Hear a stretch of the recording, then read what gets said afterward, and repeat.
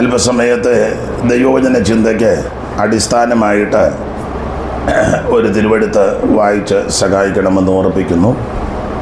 കൊരിന്ത്യർക്കെഴുതിയ 1-ാം ലേഖനം അതിൻ്റെ 10-ാം അധ്യായത്തിൻ്റെ 13-ാമത്തെ തിരുവെഴുത്ത് വായിച്ച് സഹായിക്കണമെന്ന് അപേക്ഷിക്കുന്നു. മനുഷ്യർക്ക് നടപ്പല്ലാത്ത പരീക്ഷ നിങ്ങൾക്ക് നേരിട്ടിട്ടില്ല. ദൈവം വിശ്വസ്തൻ. നിങ്ങൾക്ക് കഴിയുന്നതിന് മീതെ പരീക്ഷ നേരിടുവാൻ സമ്മതിക്കാതെ നിങ്ങൾക്ക് സഹിപ്പാൻ കഴിയേണ്ടതിന് പരീക്ഷയോട് കൂടെ അവൻ പോക്കുവഴിയും ഉണ്ടാക്കും. ഒരു വാക്കൂടെ പ്രാർത്ഥിക്കാം. പരിശുദ്ധ പിതാവേ, ഈ മധ്യാഹ്നത്തോടെടുക്കുന്ന സന്ദർഭത്തിനായിട്ട് സ്തോത്രം. കൂടപ്പെട്ടിരിക്കുന്ന എല്ലാവരെയും ആശീർവദിക്കണം. സന്നിധി ബോധം ഞങ്ങൾക്ക് നൽകണം. തിരുവചനം ധ്യാനിപ്പാൻ ഈ പകൽ വിശേഷ കൃപ നൽകണമേ. പ്രിയപുത്രനെ ഞങ്ങളിൽ കൂടി മഹത്വപ്പെടുത്തണം.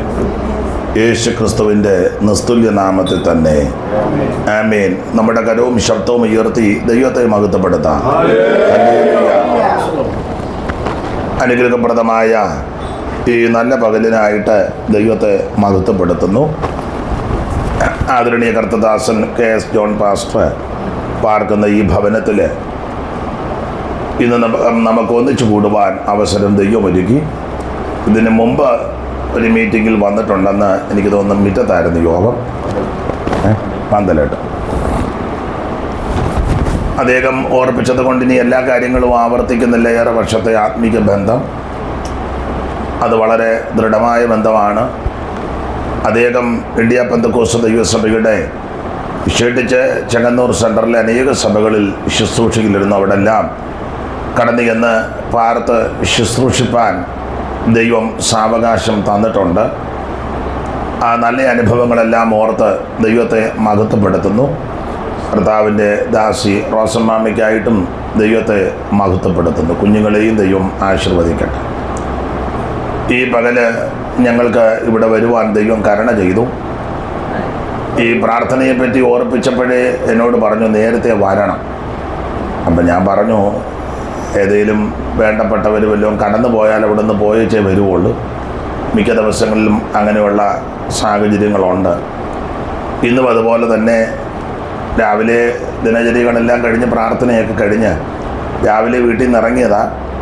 ജോബിനുമായിട്ട് എഴുമറ്റൂര് ഒരു വാത്സല്യ സഹോദരി ദൈവസന്നിധി ചേർക്കപ്പെട്ട ഭവനമൊക്കെ ആയിട്ടുള്ള ആത്മീക ബന്ധമുണ്ട്. അവിടെ പോയി ഡെഡ് ബോഡി കണ്ട് 2 വാക്ക് പറഞ്ഞു. അതിനുശേഷമായിട്ട് തുരുത്തിക്കാട്ട് ഒരു വാത്സല്യ മാതാവ് അമ്മണിമാമ കടന്നുപോയി. കുഞ്ഞുങ്ങളൊക്കെ ആയിട്ടുള്ള ആത്മീക ബന്ധമുണ്ട്. അപ്പം വൈകിപ്പോയത് കൊണ്ട് വഴിക്ക് വെച്ച് ഡെഡ് ബോഡി കാണാമെന്ന് ഓർത്ത് ഞാൻ വണ്ടി തടഞ്ഞു നിർത്താൻ നിന്നതാണ്. അപ്പം സാൻ പാസ്റ്റർ പറഞ്ഞു, ഒക്കത്തില്ല, ഹോളിൽ വന്ന് 2 വാക്ക് പറഞ്ഞേച്ചേ വിടുവോളെന്ന് പറഞ്ഞു. പിന്നെ തുരുത്തിക്കാട് ഹാളിൽ പോയി. ഡെഡ് ബോഡി വരാൻ അല്പം വൈകി. അതുകൊണ്ട് അല്ലെങ്കിൽ ഒരു 3/4 മണിക്കൂറുടെ മുമ്പ് ഇനി വരേണ്ടതാണ്. അത് കഴിഞ്ഞ് ചെങ്ങന്നൂർ പെനിയലിലെ കൂടുന്നൊരു വാത്സല്യ അമ്മ, ആ അമ്മയുടെ മരുമകന് ആദിക്കാട്ടയത്ത് കോശിച്ചായൻ്റെ അനുജനാണ് ദേവിച്ചായന്. അപ്പോൾ അങ്ങനെയുള്ള ബന്ധമുണ്ട്. അപ്പോൾ അവിടെയും പോയി 2 വാക്ക് പറഞ്ഞേച്ച് ഓടി വരുമായിരുന്നു. ഷിബു പാസ്റ്ററും പ്രിയ ബിജു ബ്രദറും കൂടെ മുളക്കടയിൽ നിന്നു. ഇതിന് ശേഷമായിട്ട് ഞങ്ങൾക്ക് തൃശ്ശൂർ പോകേണ്ടതുണ്ട്. അപ്പോൾ അല്പം തിരക്കുണ്ട്. എന്നിരുന്നാലും ഈ ദൈവദാസനുമായുള്ള ആത്മീക ബന്ധം വിളിച്ചപ്പോൾ എന്നോട് ചോദിച്ചു, അദ്ദേഹത്തോട് ആരോ ചോദിച്ചു ചെറിയ ചെറിയ യോഗത്തിന് വരുമോയെന്ന്. ഞാൻ പറഞ്ഞു എനിക്കതാ ഇഷ്ടം. വലിയ യോഗത്തെക്കായാലും വലിയ യോഗമെന്ന് ഉദ്ദേശിക്കുന്ന ആൾ കൂടുന്നത് തെറ്റാന്നൊന്നുമല്ല. ആൾ കൂടിയാലും ആൾ കുറഞ്ഞാലും യോഗം വലുതാണ്. കാരണം വലിയവനായ ദൈവമാണ് നമ്മുടെ നാട്ടിൽ. അപ്പോൾ എനിക്ക് ഒത്തിരി ആൾ വേണമെന്നതില്ല. ശ്രദ്ധിക്കുന്ന 2 എണ്ണം മതി. മെനക്കേട് കേസാണെന്ന് എനിക്ക് ബുദ്ധിമുട്ടാണ്. യോഗത്തിന് വന്ന് ഉഴപ്പിയിരിക്കുക, ശ്രദ്ധിക്കാതിരിക്കുക, അലക്ഷ്യമായിട്ടിരിക്കുക, മൊബൈലിൽ കളിക്കുക, വർത്താനം പറയാം, അതൊക്കെ എനിക്ക് ബുദ്ധിമുട്ടുള്ളതാണ്. എന്നാൽ ഏകാഗ്രതയോടെ 2 പേര് മതി. കാരണം നമ്മുടെ പ്രമാണം അങ്ങനെ, ഒരാത്മാവ് ഭൂലോകത്തേക്കാൾ വിലയേറിയതാണ്. അപ്പോൾ എനിക്ക് അതാ കൂടുതൽ ഇഷ്ടം. ഈ കൺവെൻഷനുകളിൽ പ്രസംഗിക്കുന്നതിലും എനിക്ക് കുറച്ചുകൂടെ സന്തോഷം എൻ്റെ കാര്യമാണ് ഉപവാസ പ്രാർത്ഥനകളിൽ ശുശ്രൂഷിക്കുന്നതാണ്.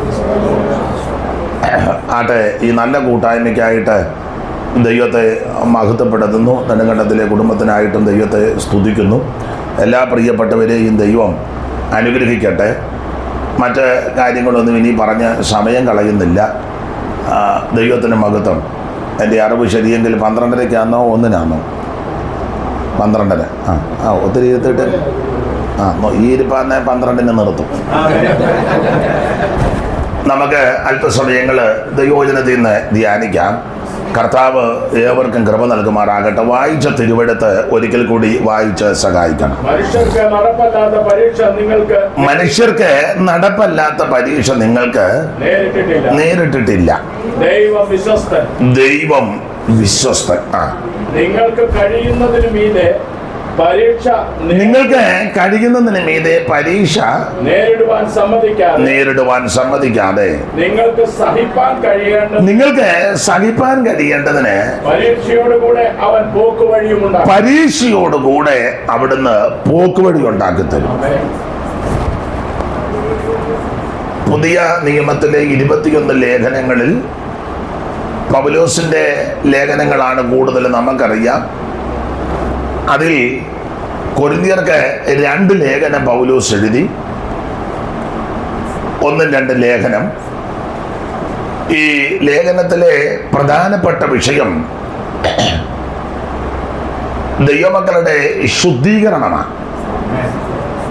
ഒന്നുകൂടെ തെളിച്ച് പറഞ്ഞാൽ, ഞാനും നിങ്ങളും കേൾക്കുന്നവരെല്ലാം ശുദ്ധീകരിക്കപ്പെടുന്നവരും ക്രമീകരിക്കപ്പെട്ട ഗുണീകരണത്തോടെ കർത്താവിൻ്റെ വരവിനായിട്ട് ഒരുങ്ങണം. ആരും കൈവിടപ്പെട്ടു പോകരുത്, ആരും നശിച്ചു പോകരുത്.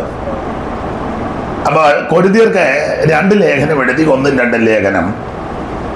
നിങ്ങൾക്കറിയാം, 1-ാം ലേഖനത്തിന് 16 അധ്യായങ്ങളുണ്ട്. അധ്യായങ്ങളിൽ കൂടി ഓടിച്ചൊന്ന് പോയാൽ 1-ാം അധ്യായത്തിലെ വിഷയം പക്ഷം പിടിക്കുന്നു. 2-ാം അധ്യായത്തിൽ ഉപദേശം കൈക്കൊള്ളുന്നില്ല. 3-ാം അധ്യായത്തിൽ ഇവരുടെ ഇടയിലെ ഭിന്നത, പിണക്കമൊക്കെ. 4-ാം അധ്യായത്തിൽ അറിവ് ചീർപ്പിക്കുന്നു. 5-ാം അധ്യായത്തിൽ ജാതികളുടെ ഇടയിൽ പോലും ഇല്ലാത്ത നടപടിക്രമങ്ങൾ സഭയ്ക്കകത്ത്. 6-ാം അധ്യായത്തിലെ അകത്ത് തീർക്കേണ്ട വിഷയം വെളിയെ കൊടുത്ത് കേസും കോടതിയും വഴക്കും. 7-ാം അധ്യായത്തിൽ കുടുംബ പ്രശ്നമാണ്. 8-ാം അധ്യായത്തിൽ വിഗ്രഹാർപ്പണം തിന്നാൻ പാടില്ലയോ തർക്കം. 9-ാം അധ്യായത്തിൽ ഈ കാര്യങ്ങളെല്ലാം ഓർപ്പിച്ച പൗലോസിനെ ക്വസ്റ്റ്യൻ ചെയ്യാൻ തുടങ്ങി. പൗലോസിന്റെ അപ്പോസ്തലത്വത്തെ ചോദ്യം ചെയ്യുന്നു. 10-ാം അധ്യായത്തിൽ വിഗ്രഹാർപ്പണം തിന്ന് പട്ടുപോയ ചരിത്രം. 11-ാം അധ്യായത്തിൽ 2 വിഷയമാണ് പ്രധാനമായിട്ട്. 1 ഫാഷൻ, 2 തിരുമേശകളുടെ ഉപദേശം. 12-ാം അധ്യായത്തിൽ കൃപാവരങ്ങൾ നിന്നിട്ടില്ല, അതിപ്പോഴും ഉണ്ടെന്ന് തെളിയിക്കുക. 13-ാം അധ്യായത്തിൽ ഏറ്റവും ശ്രേഷ്ഠമേറിയ വരം ദൈവസ്നേഹം. 14-ാം അധ്യായത്തിൽ കൃപാവരങ്ങൾ വിനിയോഗിക്കേണ്ട വിധങ്ങൾ. 15-ാം അധ്യായം ദൈവമക്കളുടെ മരണം, അടക്കം, ഉയർപ്പ്. 16-ാം അധ്യായത്തിൽ വന്ദനം ചെയ്യുകയും അപ്പോൾ തന്നെ ആഴ്ചവട്ടത്തിൻ്റെ 1-ാം നാളെ ചരതിച്ചു വെച്ചത് ആലയത്തിൽ കൊണ്ടുവരണം. അതെല്ലാവർക്കും തൃപ്തിയുള്ള കാര്യമല്ല. അപ്പോൾ ശ്രദ്ധിക്കുക, ഓടിച്ച് ഈ അധ്യായങ്ങളിൽ കൂടി പോയാൽ ഇങ്ങനെയാണ് നമ്മൾ പഠിക്കുന്നത്. കൊരിന്ത് സഭ അക്കാലത്തെ ഏറ്റവും നമ്പർ 1 സഭയാണ്. വലിയ പട്ടണം, തിരക്കേറിയ പട്ടണം, വലിയ ബിസിനസ്. ആൾക്കാരെല്ലാം വരികയും പോവുകയും ചെയ്യുന്നു. ഏത് വിഭാഗത്തിൽപ്പെട്ട ആൾക്കാരും ആ പട്ടണത്തിൽ പാർക്കുന്നുണ്ട്. ഇപ്പോഴത്തെ രീതി അനുസരിച്ച് പറഞ്ഞാൽ ചിലപ്പം ഖണ്ഡനം നടത്തുമായിരിക്കും. എന്നാലും എൻ്റെ ഒരു അഭിപ്രായമാകട്ടോ, ലോകത്തിലെ എല്ലാ രാജ്യക്കാരും ചെന്ന് പാർക്കുന്നൊരു രാജ്യം അമേരിക്ക. എല്ലാ രാജ്യത്തെ ആൾക്കാരുണ്ട്, 99%. അപ്പൊ എന്ന് പറഞ്ഞ പോലെ അന്നത്തെ ഒരു പട്ടണമാണ് കൊരിന്ത് പട്ടണം. ഏത് വിഭാഗത്തിൽപ്പെട്ടവർക്കും അവിടെ പാർക്കാൻ അതിനുള്ള എല്ലാ സാഹചര്യങ്ങളും ഉണ്ട്. അങ്ങനത്തെ ഒരു പട്ടണമാണ്. ഈ പട്ടണത്തിൽ ഒരു സഭ, അതും അനുഗ്രഹിക്കപ്പെട്ട ഒരു സഭയാണ്. ആ സഭയുടെ വിശേഷതകളെ പറ്റി 1:4 പൗലോസ് രേഖപ്പെടുത്തി വായിക്കാം. 1:4. 1:4 അല്ലല്ലോ.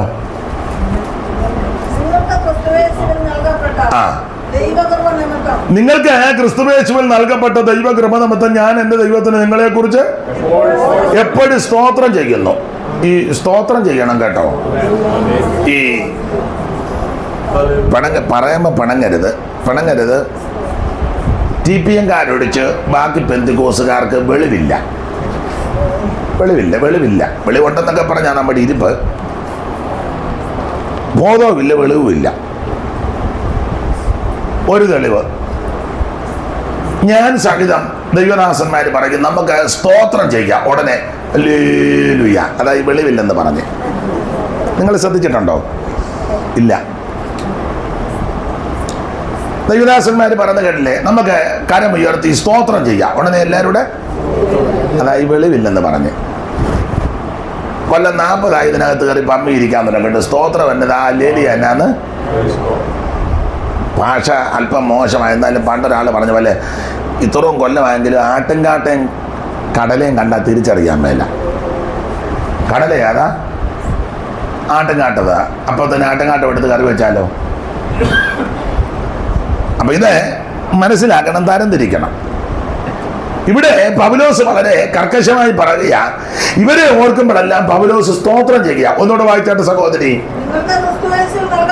നിങ്ങൾക്ക് ക്രിസ്തുയേശുവിൽ നൽകപ്പെട്ട ദൈവകൃപ നിമിത്തം. എന്നെ കേൾക്കുന്ന പ്രിയരെ, ഇവിടെ വന്നിരിക്കുന്ന എല്ലാവർക്കും കൃപയുള്ളവരാ. കൃപയില്ലാത്ത ആരും ഇതിനകത്ത് വന്നിട്ടില്ല. അല്ല, കൃപയില്ലാത്ത ആർക്കും ഇതിനകത്ത് വരാനൊക്കത്തില്ല. ദൈവത്തിന്റെ കൃപയുള്ളത് കൊണ്ടാ ഈ മാർഗത്തിൽ ഞാൻ നിങ്ങൾ വന്നിരിക്കുന്നത്. അതുകൊണ്ട് സഹോദരിമാര് പറയരുത് പക്ഷേ എനിക്ക് ഒരു കൃപ, അങ്ങനൊന്നും പോഷത്തിനെ ഒന്നും വിളിച്ച് പറയരുത്. എനിക്ക് അവരെ പോലുള്ള കൃപ. അവരെ പ്രസംഗിക്കുന്നു, ദൂത് പറയുന്നു, എല്ലാ ദിവസവും ശുശ്രൂഷയ്ക്കായിട്ട് പോകുന്നു. കുഞ്ഞന്നാമ്മയുടെ ഡയറി മുഴുവൻ ഫുള്ളാ. എനിക്ക് ഡയറി പോലും പിണങ്ങാതിരിക്കാമെങ്കിൽ പറയാം, ഡയറി ഫുള്ളായ കുഞ്ഞന്നാമ്മയ്ക്ക് വീട്ടുജോലി ചെയ്യാൻ അറിയത്തില്ല. ഇല്ല, ഡയറി ആയിട്ട് രാവിലെ വീട്ടിൽ നിന്ന് അങ്ങ് തങ്കച്ചനാ ജോലിയെല്ലാം ചെയ്യുന്നത്. അങ്ങനെ ശുശ്രൂഷയുള്ള ചില സഹോദരിമാരുണ്ട്. എല്ലാവരും അല്ലെങ്കിൽ ചിലര് ഉണ്ട്, ഒരു പണിയും ചെയ്യുകയല്ല. എന്നാൽ ഞാൻ മാന്യ സഹോദരിമാരോട് പറയാം, പ്രസംഗിക്കാൻ നിങ്ങൾക്ക് വലിയ കഴിവില്ലെങ്കിലും, പ്രാർത്ഥിക്കാൻ പ്രാസവപ്പിച്ച് പ്രാർത്ഥിക്കാൻ ഒക്കുന്നില്ലെങ്കിലും, നിങ്ങൾ വലിയ ശുശ്രൂഷകളൊന്നും ചെയ്യുന്നില്ലെന്ന് മറ്റുള്ളവർ വിധിച്ചാലും, ഞാനൊരു കാര്യം സഹോദരിമാരുടെ പറയാം, വേദപുസ്തകത്തിന് വെളിച്ചത്തില്ല, അടുക്കളയിൽ നന്നായിട്ട് ഭക്ഷണം ഉണ്ടാക്കുന്ന വലിയ ശുശ്രൂഷയാണ്. പക്ഷെ ആ ശുശ്രൂഷ ആർക്കും ഇപ്പം വേണ്ട. അങ്ങനത്തെ ശുശ്രൂഷയൊന്നും അലോഗ്യം ഉണ്ടാക്കാൻ വന്നതല്ല. അടുക്കളയിൽ നന്നായിട്ട് ഭക്ഷണം പാകപ്പെടുത്തുന്നത് ഒരു വലിയ ശുശ്രൂഷയാണ്. അതാ ഞാൻ പറഞ്ഞു, ഇവിടെ ഇരിക്കുന്ന എല്ലാവർക്കും ദൈവം ഓരോ ശുശ്രൂഷ തന്നിട്ടുണ്ട്. കൃപ. ഭർത്താവിനും മക്കൾക്കും വീട്ടിൽ പ്രായമുള്ള മാതാപിതാക്കൾ ഉണ്ടെങ്കിൽ അവർക്കും അതിഥികളായിട്ട് വരുന്നവർക്കും നമ്മുടെ സാഹചര്യം അനുസരിച്ച് അടുക്കളയിൽ കാര്യങ്ങളെല്ലാം പെരുമാറി അത് അവർക്ക് കൊണ്ട് കൊടുത്ത് അവരത് ഭക്ഷിച്ച് തൃപ്തിപ്പെടുന്നതും അങ്ങനെ അടുക്കളയിൽ പെരുമാറുന്നത് ഒരു വലിയ ശുശ്രൂഷയാണ്. നോട്ടം വരുമ്പം കണ്ടിട്ട് പക്ഷേ ആ ശുശ്രൂഷയൊന്നും എനിക്ക് എങ്ങനെയാലും ഞാൻ ഈ അടുക്കളയിൽ നിന്നൊന്ന് മോചിതയാകാൻ. ചിലര് അടുക്കള കയറി പ്രാഗി അലച്ചു ഓരോന്നുണ്ടാക്കുന്നത്, അത് ഗുണവും ആകുകയല്ല, വയറ്റിലും പിടിക്കുകയല്ല. പ്രാഗിയല്ലേ ഭക്ഷണം ഉണ്ടാക്കുന്ന ചിലര്. ഈ മുടിഞ്ഞ വീട്ടിൽ വന്നേ പിന്നെ എനിക്ക് അടുക്കളയിൽ നിന്ന് ഇറങ്ങാൻ ഉണ്ടോ? നീ ഇരിക്കുന്ന വീട്ടിൽ ഇടുത്തി വീഴും. അല്ല, മാർത്തയെ പറ്റി പറയുന്നത് ശുശ്രൂഷയാൽ വളരെ, അത് ശുശ്രൂഷയാണ്. മാർത്ത അവിടെ ശുശ്രൂഷയെന്ന് ഉദ്ദേശിച്ചത് പ്രസംഗമൊന്നുമല്ല, ദൂത് പറഞ്ഞതുമല്ല. സ്തോത്രം. തകർത്ത് ഇടിമുഴക്കം പോലെ മറുഭാഷ പറഞ്ഞ് ചാടിയതല്ല, അത് തെറ്റാന്നല്ല. അടുക്കളയിൽ പെരുമാറുന്ന ഒരു ശുശ്രൂഷയാണ്. സ്തോത്രം. ആട്ടെ, നിങ്ങൾക്കും വലിയ താല്പര്യമില്ലെന്ന് തോന്നുന്നു, പിന്നെ പറഞ്ഞിട്ടും വലിയ കാര്യമില്ല. അപ്പൊ ഇവിടെ ഇരിക്കുന്ന എല്ലാവർക്കും ദൈവ ശുശ്രൂഷ ഏൽപ്പിച്ചിട്ടുണ്ട്. കൃപയില്ലാത്ത ആരും ഇതിനകത്ത് വന്നിട്ടില്ല, വരാനൊക്കത്തില്ല. രക്ഷിക്കപ്പെട്ടത് തന്നെ വലിയ മഹാകൃപയല്ലേ. അപ്പൊ നിങ്ങൾക്ക് ലഭിച്ച ദൈവകൃപ നിമിത്തം, അങ്ങനെ പൗലോസ് 4-ാം വാക്യം ഒന്നുകൂടെ വായിച്ചേ. നിങ്ങൾക്ക് ക്രിസ്തുയേശുവിൽ നൽകപ്പെട്ട ദൈവകൃപ നിമിത്തം ഞാൻ എന്റെ ദൈവത്തിന് നിങ്ങളെ കുറിച്ച് എപ്പോഴും, അയ്യോ, മറ്റുള്ളവരെ ശുശ്രൂഷിക്കുന്നത് ഒരു കൃപയാണ്. അതെ, ഞാനെപ്പോഴും പറയും, പ്രായമുള്ള ഒരു അപ്പച്ചൻ യോഗത്തിന് വരുന്ന ഒരു അമ്മച്ചി വരുന്നു, അവരെ കൈക്ക് പിടിച്ചുകൊണ്ടിരുത്തി അവർക്ക് ചൂടുവെള്ളം വേണേ വെള്ളം കൊടുത്ത്, അതൊക്കെ ഒരു വലിയ ശുശ്രൂഷയാണ്. പക്ഷെ ആർക്കും അത് വേണ്ട, ആർക്കും അത്. നമ്മൾ ഈ ശുശ്രൂഷ ഉണ്ടെന്ന് പറയുന്ന പല പുള്ളിക്കാർക്ക് ഈ ശുശ്രൂഷയൊന്നും വേണ്ടതാണ്. പ്രായമുള്ളവരെ ബഹുമാനിക്കുന്നതും ആദരിക്കുന്നതും അവർക്ക് വേണ്ട സഹായങ്ങൾ നമ്മളാലാവും ഇത് ചെയ്യുന്നത് ഒരു വലിയ ശുശ്രൂഷയാണ്. ദൈവത്തിന് മഹത്വം. മറ്റുള്ളവരെ കരുതുന്നത് അതൊരു വലിയ ശുശ്രൂഷയാണ്. ഇന്ന് ശുശ്രൂഷയൊക്കെ ചെയ്യുന്ന പല ആൾക്കാർക്കും ഇങ്ങനെയുള്ള ശുശ്രൂഷ തൊട്ട് ഇല്ല, താനും ഇല്ല.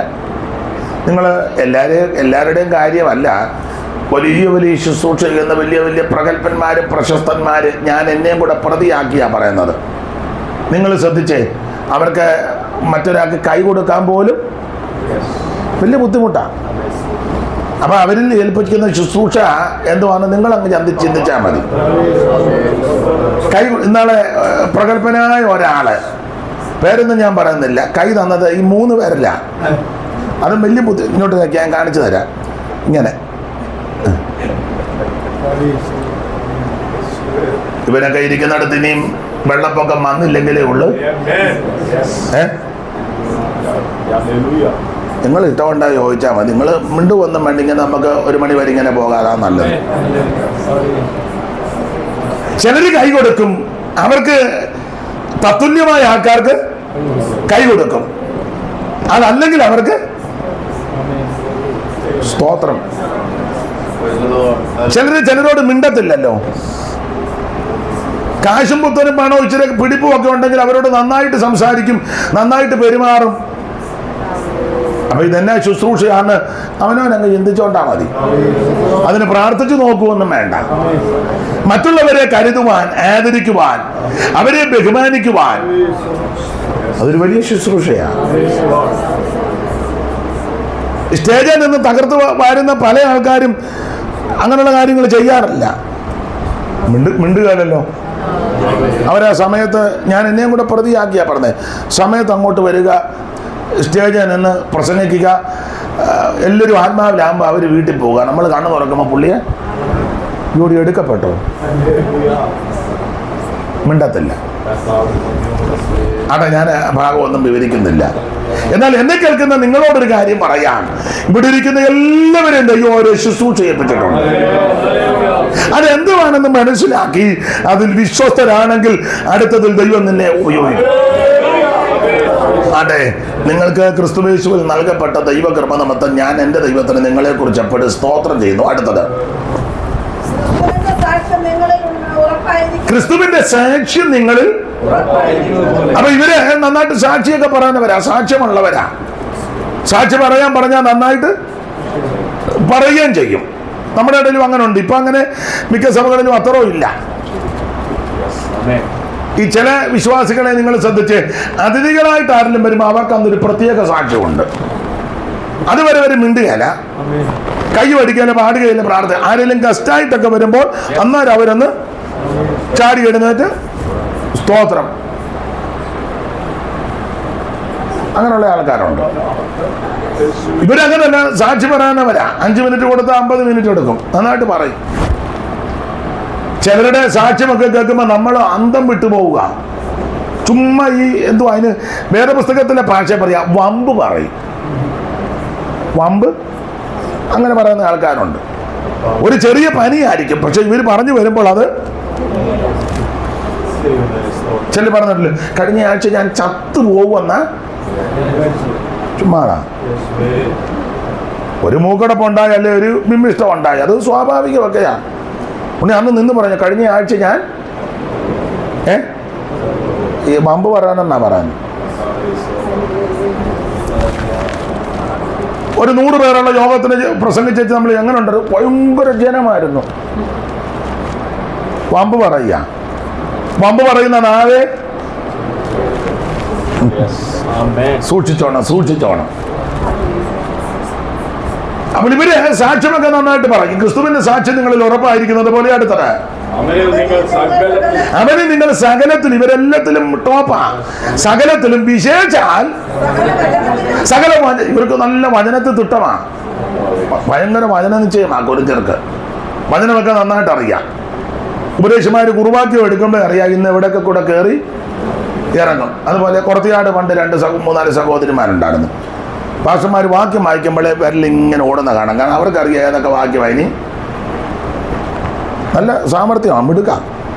അല്ല അങ്ങനെയുള്ളത് നല്ലതാണ്, വചനത്തിൽ തിട്ടം വേണം. ഇവർക്ക് വചനത്തിൽ നല്ലത്. അവന് നിങ്ങൾ വിശേഷിച്ചാൽ സകല വചനത്തിൽ എന്ന് പറഞ്ഞാൽ എല്ലാ വിഷയവും ഇവർക്ക് അറിയാം. ഏത് വിഷയം എടുത്താലും അതിന്റെ വാക്യങ്ങൾ ഒത്തുവാക്യമല്ല ഇവർക്കറിയാം. അത് നല്ലതാണ്, അങ്ങനത്തെ വിശ്വാസികളുള്ളത് നല്ലതാണ്. വിശേഷിച്ചാൽ സകല വചനത്തിലും പിന്നെ സകല പരിജ്ഞാനത്തിലും ഇവര് സമ്പന്നരാ, നല്ല പരിജ്ഞാനമുള്ള വിശ്വാസികളാണ്. അവിടെ ആ ഭാഗമൊന്നും വിവരിക്കുന്നില്ല. വചനത്തിൽ തിട്ടം, സാക്ഷി പറയുന്നവര്, പരിജ്ഞാനമുള്ളവര്. അടുത്ത വാക്യം, ഇങ്ങനെ നിങ്ങൾ ഒരു കൃപാവരത്തിലും കുറവില്ല. അപ്പൊ സകല കൃപാവരവും കൊരിന്തിലുണ്ട്. അപ്പൊ നമ്പർ 1 സഭയാ. ഒരു വരവും ഇല്ലാഞ്ഞിട്ട് നമ്മൾ പറയുന്നത് നമ്മുടെ സഭ ഏറ്റവും ടോപ്പാണ് ഇല്ലേ? ഉണ്ടെന്നില്ല. ഈ പറഞ്ഞ ഒരു മരങ്ങളും ഇല്ലാഞ്ഞിട്ട് തന്നെ നമ്മൾ പറഞ്ഞ ഇതുപോലെ അനുഗ്രഹിക്കപ്പെട്ട. അപ്പൊ കൊരിന്ത്യ സഭ ഏറ്റവും ടോപ്പായ സഭ, നമ്പർ 1. സാക്ഷ്യമുണ്ട്, സാക്ഷി പറയും, പറയാനറിയാം, പരിജ്ഞാനമുണ്ട്, വചനത്തിൽ തിട്ടമുണ്ട്, സകല കൃപാവരമുണ്ട്. മുന്തിയ സഭ, നല്ല സഭ, 1-കിട സഭ. എന്നാൽ 2-ാം അധ്യായത്തിലേക്ക് വരുമ്പോൾ ഈ സഭയുടെ ആഴമല്ല ആത്മാവ് ഒന്ന് പരിശോധിച്ചു. 2-ാം അധ്യായത്തിൽ വായിക്കുന്നത് ആത്മാവ് ആഴമറിയുന്ന 2-9-10 വായിച്ചേ. ദൈവം തന്നെ സ്നേഹിക്കുന്നവർക്ക് ഒരുക്കിയിട്ടുള്ളത് കണ്ണ് കണ്ടിട്ടില്ല, ചെവി കേട്ടിട്ടില്ല, മനുഷ്യന്റെ ഹൃദയത്തിൽ തോന്നിയിട്ടുമില്ല എന്ന് എഴുതിയിരിക്കുന്നത് പോലെ തന്നെ നമുക്കോ ദൈവം തന്നെ ആത്മാവിനാൽ വെളിപ്പെടുത്തിയിരിക്കുന്നു. ആത്മാവ് സകലത്തെയും ദൈവത്തിന്റെ ആഴങ്ങളെയും. അപ്പൊ ആത്മാവ് സകലത്തെ അറിയുന്ന ആത്മാവ്, സകലമല്ല സകലത്തെ അറിയാം. നമുക്ക് സകലമൊന്നും അറിയത്തില്ല, കുറച്ചൊക്കെ അത്രേ ഉള്ളൂ. നമുക്ക് കുറച്ചറിയാം. എനിക്ക് നിങ്ങളെ ഒന്നും അറിയത്തില്ല, നിങ്ങൾക്ക് എന്നെ നമ്മൾ ഇപ്പം ഞാൻ പ്രസംഗിക്കുന്നത് നിങ്ങൾ കേൾക്കുന്നു, നിങ്ങൾ ഇരിക്കുന്ന ഞാൻ, അല്ലാതൊന്നും നമുക്ക് വലിയ അറിവില്ല. ഇവിടെ ഇരിക്കുന്ന ആർക്കും ആരെ പറ്റി അങ്ങനെ വലിയ അറിവൊന്നുമില്ല. പക്ഷെ ആത്മാവ് സകലവും അറിയും. ദൈവത്തിന്റെ ആത്മാവ് സകലതും അറിയുന്നുണ്ട്. സങ്കീർത്തനക്കാരൻ പറയുന്നത് പോലെ ഇരിക്കുന്നത് വെടിനേക്കുന്നതെല്ലാം കർത്താവ് അറിഞ്ഞുകൊണ്ടിരിക്കുക. ഉഷസ്സിന്റെ ചിറക് ധരിച്ച് സമുദ്രത്തിന്റെ അറ്റത്ത് പോയി പാർത്താലും ഇരിക്കുന്നതും ഞാൻ എഴുന്നേൽക്കുന്നതും കർത്താവ് കാണുന്നു, ഗ്രഹിക്കുന്നു കർത്തനം ഹൃദയ നിരൂപണമോ. ഓ ദൂരത്തു നിന്നും തന്നെ ഇതത്ഭുതം, ദൂരത്തു നിന്നും തന്നെ ഇതത്ഭുതം, ഈ പരിജ്ഞാനം, ഈ പരിജ്ഞാനം ആശ്ചര്യമായ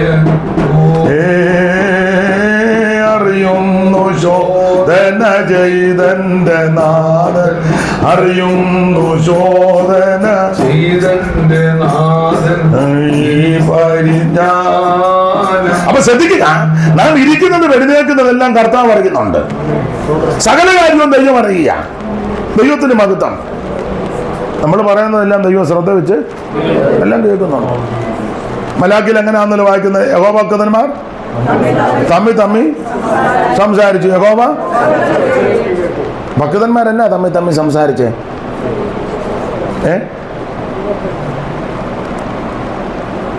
യഹോവ ഭക്തന്മാർ തമ്മിൽ സംസാരിച്ചു. എന്തുവാ സംസാരിച്ചേ? 3:16 വായിച്ചു. 3:16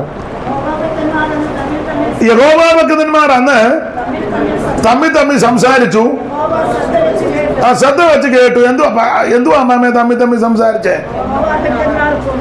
അല്ല, ഭക്തന്മാർ എന്തുവാ സംസാരിച്ചേ? എന്തുവാന്ന് 13 മുതൽ വായിച്ചോ. 13 മുതൽ നിങ്ങളുടെ വാക്കുകൾ എന്റെ നേരെ അതികഠിനമായിരിക്കുന്നു എന്ന് യഹോവ അരുളി ചെയ്യുന്നു. ഉണ്ടോ? അപ്പൊ ഇവർ ചോദിച്ചു ഏതിനാൽ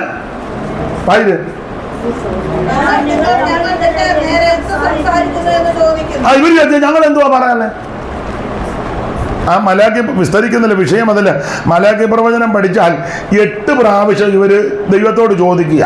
8 ചോദ്യം. അതിലൊരു ചോദ്യമായി ഇത്. യോ ഞങ്ങൾ എന്തുവാ പറയാനേ? സ്തോത്രം. 1-ാം അധ്യായത്തിലുണ്ട്. ഇവര് ചോദിക്കും ഞങ്ങൾ ഏതിനാൽ തുച്ഛീകരിക്കുന്നെന്ന്. 8-ാം വാക്യം വായിച്ചേ. 6-ാം വാക്യം വായിച്ചു. 6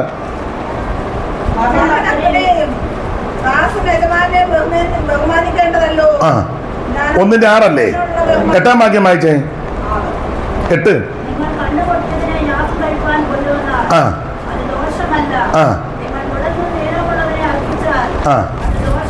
അപ്പോൾ 6-ാം വാക്യത്തിൽ നിന്ന് താഴോട്ട് പഠിക്കുമ്പോൾ ഇവര് തുച്ഛീകരിക്കുന്നെന്നാ ദൈവം പറഞ്ഞേ. ഏതിനാൽ ഞങ്ങൾ നിന്റെ നാമത്തെ തുച്ഛീകരിക്കുന്നു. അപ്പൊ ദൈവം പറഞ്ഞു നിങ്ങൾ എന്റെ നാമത്തെ തുച്ഛീകരിക്കുന്നു. അപ്പൊ ഇവരൊക്കെ ഏതിനാൽ തുച്ഛീകരിക്കുന്നു. അപ്പൊ ആ കാര്യമായി 8-ാം വാക്യത്തിൽ വായിക്കും ദൈവത്തിന്റെ ഈ നാമത്തെ തുച്ഛീകരിക്കുക. 8 നിങ്ങൾ കണ്ണുപൊട്ടിയതിനെ യാഗം കഴിപ്പാൻ കൊണ്ടുവന്നാൽ നിങ്ങളെ കണ്ണുപൊട്ടിയതിനെ യാഗം കഴിപ്പാൻ കൊണ്ടുവന്നാൽ അത് ദോഷമല്ലേ? അത് ദോഷം. നിങ്ങൾ ഗുണന്തും ദീനവുമായുള്ളതിനെ അർപ്പിച്ചാൽ അതും ദോഷമല്ല. അതിനെ നിന്റെ ദേശാധിപതിക്ക് കാഴ്ചവെക്കുക. അവൻ പ്രസാദിക്കുമോ? നിന്നോട് കൃപ തോന്നുമോ എന്ന് സൈന്യങ്ങളുടെ യഹോവ അരുളിച്ചെയ്യുന്നു. അവൻ തുച്ഛീകരിക്കുക. ദൈവനാമത്തെ ഇവര് അപമാനിക്കുന്നെന്ന്. കണ്ണു പൊട്ടിയത്, മുടന്നുള്ളത്, ദീനമുള്ളത്, ചൊരങ്ങ് പിടിച്ചതിനെ എല്ലാം കൊണ്ട് എടാ ഒരു സ്തോത്രം പറഞ്ഞാൽ നേരിനും ചൊവ്വനും സ്തോത്രം പറയണം. സ്തോത്രം വൃത്തിയായിട്ട് പറയണ്ടേ? ഹല്ലേലൂയ പറഞ്ഞാൽ ചൊവ്വനെ പറയണ്ടേ? കൈയടിച്ചാൽ വൃത്തിയായിട്ട് കൈയടിക്കണ്ടേ? 2 ശീലി പാട്ട് പാടിയാൽ അത് ക്ലിയറായിട്ട് പാടണ്ടേ? എല്ലാം നന്നായിട്ട് ചെയ്യണം. സ്തോത്രം. ഈ ദൈവത്തിന്റെ നാമത്തിന് വേണ്ടി ചെയ്യുമ്പം നന്നായിട്ട് ചെയ്യണം. നിങ്ങൾ ശ്രദ്ധിച്ച് 3 ഏക്കറുള്ള അച്ചായനും സഭയ്ക്ക് കൊടുക്കുന്നത് 10 സെന്റാ. എന്നാൽ ഈ മുടിഞ്ഞവൻ ഒരു 25 സെന്റെങ്കിലും കൊടുക്കണ്ടേ? സമാധാനം പറയല്ലേ? എന്നാ അച്ചാൻ പറ. 2-3 ഏക്കർ വസ്തു ഉണ്ടെന്ന് ദൈവത്തിന് കൊടുക്കുന്നത് 10 സെന്റ്. അത് മൊത്തം എഴുതിയും കൊടുത്തിട്ടില്ല.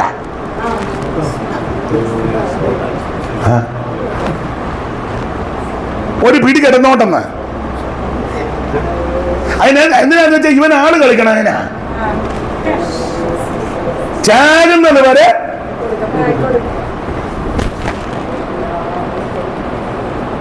ഇത് ദേശാധിപതിക്ക് അർപ്പിച്ച് അവൻ സ്വീകരിക്കുവോ? ദൈവനാമത്തിൽ ഞാനൊരു കാര്യം പറയാം. നിങ്ങൾ യോജിച്ചാലും ചോദിച്ചാലും കർത്താവിന്റെ നാമത്തിൽ എന്ത് ചെയ്താലും നന്നായിട്ട് ചെയ്യണം. നിങ്ങൾ യോജിക്കത്തില്ല എല്ലാവരും. എടാ ഒരു ചായ കൊടുത്താലും നല്ല ചായ നല്ല വൃത്തിയായിട്ട് തന്നു നന്നായിരിക്കുന്നു. കാരണം രാവിലെ ഇറങ്ങിയതാ, ഒരു വെള്ളം കുടിക്കാൻ നേരം കിട്ടിയില്ല. വളരെ ക്ഷീണിച്ചാ വന്നത്. ആ ക്ഷീണം അങ്ങ് മാറി. അല്ല നിങ്ങളും അങ്ങനെ ചെയ്യുന്നവരാ? അങ്ങനെ ചെയ്യണം. ഒരു കവർ പാല് മേടിച്ച് 9 കവർ വെള്ളവും കൂടെ ഒഴിച്ച് കൊടുത്തെന്ന് പേരും കുടിച്ചവനിട്ട് ഗുണം വന്നില്ലെന്നല്ല, പിന്നെ പലതും വരിക അവന്. വൃത്തിയായിട്ട് കൊടുക്കണമെന്ന് അല്ല, ഞാൻ ഇതൊക്കെ പറയാൻ എനിക്ക് നല്ല പ്രാഗൽഭ്യമുണ്ട്. അതുകൊണ്ടാണ് നിങ്ങൾക്കും ഉണ്ട്. ദൈവത്തിൻ്റെ മകത്വം. ഞാനൊരു ചെറിയ ഒരു ഉദാഹരണം പറയാം, തെറ്റിദ്ധരിക്കരുത് കേട്ടോ. അപ്പോൾ നിങ്ങൾ പറയും ഇയാൾ കോടിക്കണക്കിനുണ്ട് അതുകൊണ്ട് അയാൾ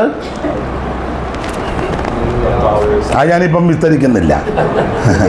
ദൈവത്തിന് മഹത്വം.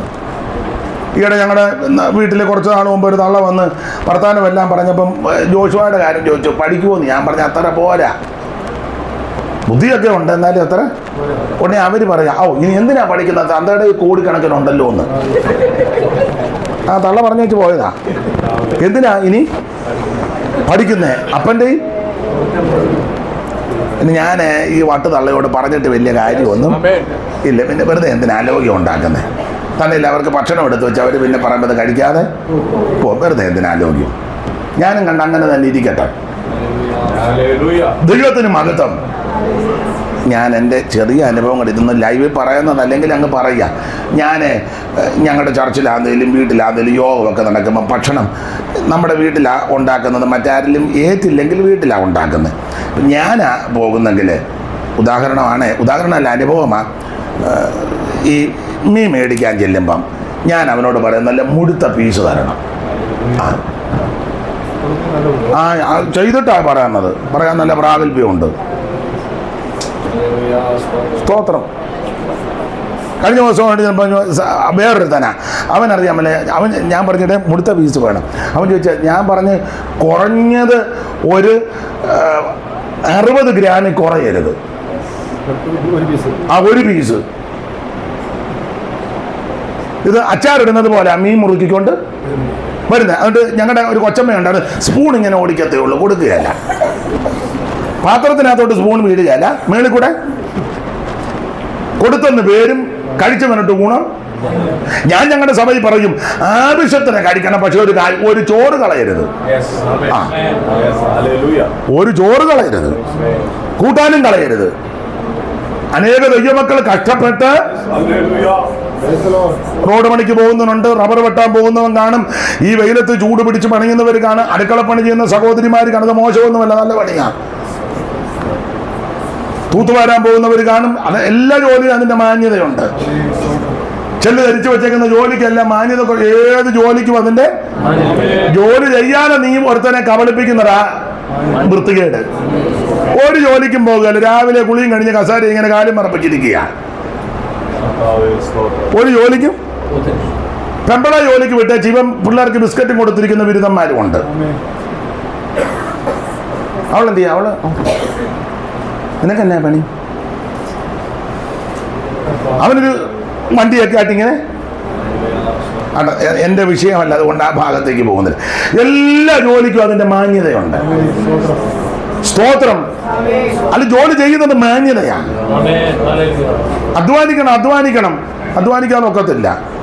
എന്നാളൊരു തള്ള പറഞ്ഞു, നിങ്ങൾക്ക് പാഷന്മാർക്ക് അധ്വാനം ഒന്നുമില്ലല്ലോ. ഞാൻ പറഞ്ഞു, തള്ള ഞങ്ങൾ വർത്താനം പറയുന്ന സൂക്ഷിച്ച് വേണമെന്ന് പറഞ്ഞു. ഞങ്ങൾ നന്നായിട്ട് അധ്വാനിക്കുന്നുണ്ട്, വിജയിച്ച് വചനത്തിലും ഉപദേശത്തിലും. ഇന്നലെ റാന്നി പ്രസംഗിച്ചപ്പോൾ വാക്യം വായിച്ചെന്നൊരു തള്ള പറഞ്ഞു, സ്തോത്രം, ചുമ്മാ കിട്ടുകയല്ലേ എന്ന്. ഞാനവരോട് കാര്യം പറഞ്ഞാച്ചാ പോകുന്നത്. ചുമ്മാ കിട്ടുക എന്ന്. പിന്നെ ദൈവത്തിൻ്റെ മഹത്വം. ഏത് മേഖലയിലാണെങ്കിലും നന്നായിട്ട് അധ്വാനിച്ചെങ്കിലേ അതിൻ്റെ പ്രതിഫലം കിട്ടുകയുള്ളൂ. അപ്പൊ എല്ലാ ജോലിക്കും അതിൻ്റെ മാന്യതയുണ്ട്. അതുകൊണ്ട് ആരെയും കുറച്ച് കാണരുത്. ചെല്ലി പറയത്തില്ല, ആ സഹോദരിക്ക് എന്തുവാ ജോലി? പഞ്ചായത്ത് തൂത്തുവാര, അന്തസ്സുള്ള പണിയാ അത്. അമ്മാമ്മയ്ക്ക് എന്തുവാ ജോലി? അടുക്കള പണിയാ, അന്തസ്സുള്ള പണിയാ. ഏത് ജോലിക്കും അതിന്റെ മാന്യതയുണ്ടെന്ന്. അതുകൊണ്ട് ആരെയും കുറച്ച് കാണരുത്, ഇകഴ്ത്തി കാണരുത്. ദൈവത്തിന് മഹത്വം. ഇന്ന് ജോലിയാണെന്ന് ഓർത്ത് ഭാരപ്പെടുകയും ചെയ്യരുത്. എല്ലാത്തിനും അതിന്റെ മാന്യതയുണ്ട്. അപ്പൊ കൊടുക്കുമ്പോൾ നന്നായിട്ട് കൊടുക്കുക. ഇവര് തുച്ഛീകരിക്കുക. ദേശാധിപതിക്ക് അർപ്പിച്ച് അവൻ സ്വീകരിക്കുമോ? ഞാൻ എന്നെയും കൂടെ പ്രതിയാക്കി പറയാം. പെന്തിക്കോസുകാരെയൊക്കെ നോക്കിയാൽ മിക്കവര് വീടൊക്കെ ഭയങ്കരം വീടാ, 4 കോടി 5 കോടി 6 കോടി. ഇവനൊക്കെ പോയി ആരാധിക്കുന്നത് ഓള് കണ്ടിട്ടുണ്ടോ? ഇവനെല്ലാം പോയി കിണ്ണച്ചാന്നും പറഞ്ഞിരിക്കുക. ഞായറാഴ്ച ഒരു തമ്പേറും കിട്ടും, ചുമ്മാ ഇരുന്ന്. യവന്റെ എല്ലാം വീട് നിങ്ങൾ ശ്രദ്ധിച്ചിട്ടുണ്ടോ? മിണ്ടുന്നില്ല. എന്തിനാ മിണ്ടായിരിക്കുന്ന നല്ലത്? അങ്ങനെ വേണമെന്ന്. ഇടപ്പ് വീടിനേക്കാളും മെച്ചമായിരിക്കണം ആലയം. യെരുശലേമിന്റെ മതിൽ പണി തടസ്സപ്പെടുത്തി ആലയത്തിന്റെ പണിക്കും തടസ്സം വന്നു. സെരുബാബേൽ വന്ന് ആലയം പണിയുക, നെഹമ്യാവ് പിന്നത്തേരി വന്ന മതിൽ പണിയുന്നത്. ഇതിനിടയ്ക്ക് എസ്രായുടെ നേതൃത്വത്തിൽ ആൾക്കാർ വന്ന് എസ്രാ നവീകരണത്തിന് മുന്നിൽ നിന്നു. ആത്മിക ശുശ്രൂഷ. അതാ ഇസ്രയെ പറ്റി പുസ്തകം വിടർത്തിയെന്നും പുസ്തകം വായിച്ചപ്പോൾ എല്ലാവരും എഴുന്നേറ്റ് നിന്നെന്നും ഒക്കെ നമ്മുടെ പുസ്തകത്തിൽ വായിക്കുന്നേ. അപ്പൊ സെരുബാബിന്റെ 2 പേരുടെ നേതൃത്വത്തിലായി ഇവര് പ്രവാസം കഴിഞ്ഞ് മടങ്ങി വരുന്നത്. ഒന്ന് സെരുബാബിന്റെ നേതൃത്വത്തിലും ഒന്ന് എസ്രായുടെ നേതൃത്വത്തിലും. പിന്നെ നെഹമ്യാവിന്റെ നേതൃത്വത്തിൽ പുറകെ വന്നു. അപ്പോൾ സെരുബാബേൽ വന്ന് ആലയം പണിയാൻ നേരത്ത് ആരംഭത്തിൽ കോരേശ് കൽപ്പനയൊക്കെ പുറപ്പെടുവിച്ചെങ്കിലും പണി അങ്ങോട്ട് തുടങ്ങി കഴിഞ്ഞപ്പോൾ തടസ്സമുണ്ടായി. ഏതാണ്ട് 15 കൊല്ലത്തോളം പണി മുടക്കി. 15 കൊല്ലത്തോളം പണി നിർത്തി. അതിന് വേറെ കാര്യമുണ്ട്. കത്തുമൊക്കെ എഴുതി, തന്ത്രമൊക്കെ അന്നും ഉണ്ടായിരുന്നു. കത്തെഴുതുന്ന നമ്മുടെ ആൾക്കാരല്ലേ. കത്തെഴുതി അതിൻ്റെ പകർപ്പെടുത്ത് രാജാവിന് അയച്ചു കൊടുത്തു. അപ്പോൾ അത് ബ്ലോക്ക് ചെയ്യിപ്പിച്ചു, എന്ത് നാശം ഒപ്പിച്ചു വെച്ചു. അപ്പൊ ഇങ്ങനെ പണി മുടങ്ങി കഴിഞ്ഞപ്പോൾ ഇസ്രായേൽ മക്കള് യഹൂദ ജനോട് ഇനി ഇപ്പൊ പള്ളി പണിയുന്നത് വലിയ നടക്കുമെന്നൊന്നും തോന്നുന്നില്ല. ഇവന്മാര് വീട് പണിയാൻ തുടങ്ങി. ഇനിയിപ്പോ പള്ളി പണി നടക്കുമെന്ന് തോന്നുന്നില്ല. എന്നാ പിന്നെ നമുക്ക് ചൊവ്വിനെ വീടങ്ങ് പണിയും. ഇങ്ങനെ വീട് പണിയാന്നും പറഞ്ഞ് പള്ളിപ്പണി നിർത്തിയച്ച് ഇവനെല്ലാം കൂടെ വീട് പണിതു. വീട് പണിതപ്പം സെക്കറിയാവിനെ ഹഗ്ഗായിയൊക്കെ ദൈവം എഴുന്നേൽപ്പിച്ചു. ഹഗ്ഗായി എഴുന്നേറ്റ് പറഞ്ഞ്, എടാ അവൻ സ്വന്തം നിങ്ങൾ തട്ടിട്ട വീട് പാർക്കുക, നിങ്ങൾക്ക് ആലയം ഒന്നുമില്ലേ? 1-ാം അധ്യായത്തിലല്ലേ ഹഗ്ഗായി പറഞ്ഞിരിക്കുന്നത്, നിങ്ങൾ വലിയ തട്ടിട്ട ഈ ആലയം ശൂന്യമായിട്ട് കിടക്കുക. ഉറക്കെ വായിച്ച വാക്യങ്ങള്, ഈ ആലയം ശൂന്യമായിരിക്കെ നിങ്ങൾ തട്ടിട്ട വീടുകളിൽ പാർക്കുവാൻ. അയ്യോ, നിങ്ങൾക്കിത് മനസാക്ഷിക്ക് കുത്തൊന്നുമില്ലേ? ദൈവാലയം ശൂന്യമായി കിടക്കുക, നല്ലൊരു മേശയില്ല. ജാബുവാന്റെ കാലത്ത് ഒരു മൈക്ക് അലോന്ന് വെക്കുമ്പോ അളിയാനാ കേൾക്കുന്നേ.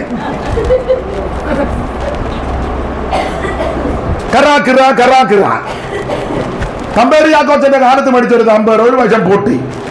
പിന്നെ നിങ്ങളുടെ ബന്ധമല്ലേ തമ്പേർ കാച്ചു? കുറ്റമല്ലി പറഞ്ഞത്. പഴയ ഒരു തമ്പേർ ബാത്റൂമിന് കൊളുത്തുമില്ല. ബാത്റൂമിൽ നമ്മൾ ഒരു കൈ പിടിച്ചോണ്ടാ മനസ്സിലാകുന്നില്ല. എല്ലായിടത്തെയും കാര്യം അല്ലി പറഞ്ഞത്. അല്ലെ ബാത്റൂം അങ്ങോട്ട് ചായച്ച് നമ്മൾ തള്ളിപ്പിടിച്ച് നിൽക്കുക. അല്ല, ഞാനങ്ങനെ നിന്നിട്ടുണ്ടെന്ന് ആരുടെ ബന്ധം തള്ളിയാലോ? അല്ലെ പിന്നെ ഒച്ച ഉണ്ടാക്കി നിൽക്കണം അതിനകത്ത്. ഞാൻ പറഞ്ഞ അമ്മാമ്മയ്ക്ക് മനസ്സിലാകുന്നില്ലേ? ടാപ്പിനകത്ത് വെള്ളവുമില്ല. ഒരു ബൈത്തോമി ഞാൻ ചെന്ന് ബക്കറ്റ് മക്കും കണ്ടിട്ട് തൊടാനൊക്കത്തില്ല.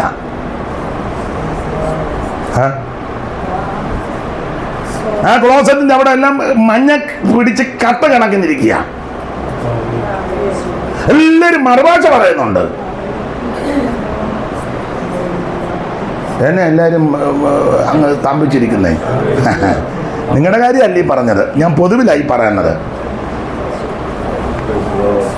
ആത്മിക വിഷയത്തിനായിരിക്കണം പ്രാധാന്യം. ആരാധിക്കുന്ന ആലയമായിരിക്കണം ഏറ്റവും വൃത്തി. സ്തോത്രം. ആത്മിക വിഷയത്തിന് കീഴിലായിരിക്കണം ബാക്കി മുഴുവൻ വിഷയവും. നിങ്ങൾ വലിയ തട്ടിട്ട വീടുകളിൽ 2 നില 3 നിലയൊക്കെ പണിത് പുട്ടിയാക്കി അടിച്ചു വലിയ അതൊക്കെ നല്ലതാ, യോഗ്യമായിട്ട് പാർത്തോ.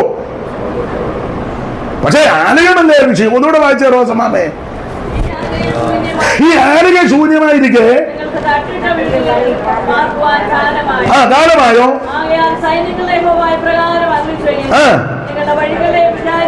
നിങ്ങളുടെ വഴികളെയൊക്കെ ഒന്ന് വിചാരിച്ചു നോക്കിനി. നിങ്ങൾ വളരെ വിതച്ചിട്ടും എന്നെ ഒന്നും ഗതി പിടിക്കാത്ത തന്നെ, ഗത്യന്തരം ഉണ്ടാക്കാത്ത തന്നെ ഒത്തിരി വിതയ്ക്കുന്നുണ്ട്. ആമ നിങ്ങൾ നെല്ല് വിതയ്ക്കുന്നു, ഗോതമ്പ് വിതയ്ക്കുന്നു, വിത്ത് വിതയ്ക്കുന്നു, ചോളം വിതയ്ക്കുന്നു, തീര വിതയ്ക്കുന്നു, എള്ള് വിതയ്ക്കുന്നു, പക്ഷെ ഗുണം വരുന്നില്ലല്ലോ.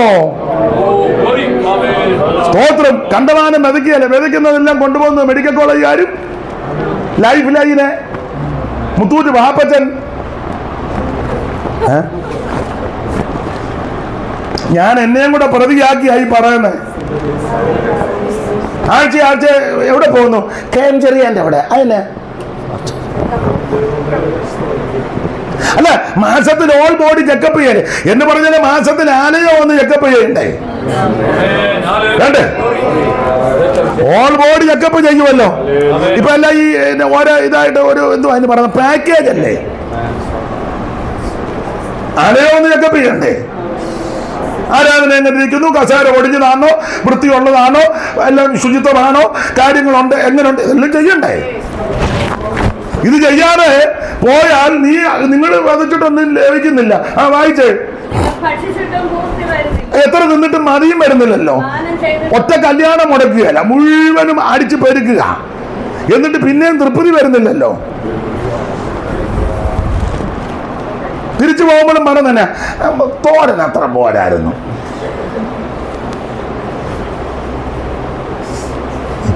കണ്ട, ഞാൻ വിവരിക്കുന്നില്ല. അടുത്ത വാക്യം വായിച്ചോ. കുടിച്ചിട്ടൊന്നും മതി വരുന്നില്ല, തൃപ്തി വരുന്നില്ലല്ലോ. പിന്നെ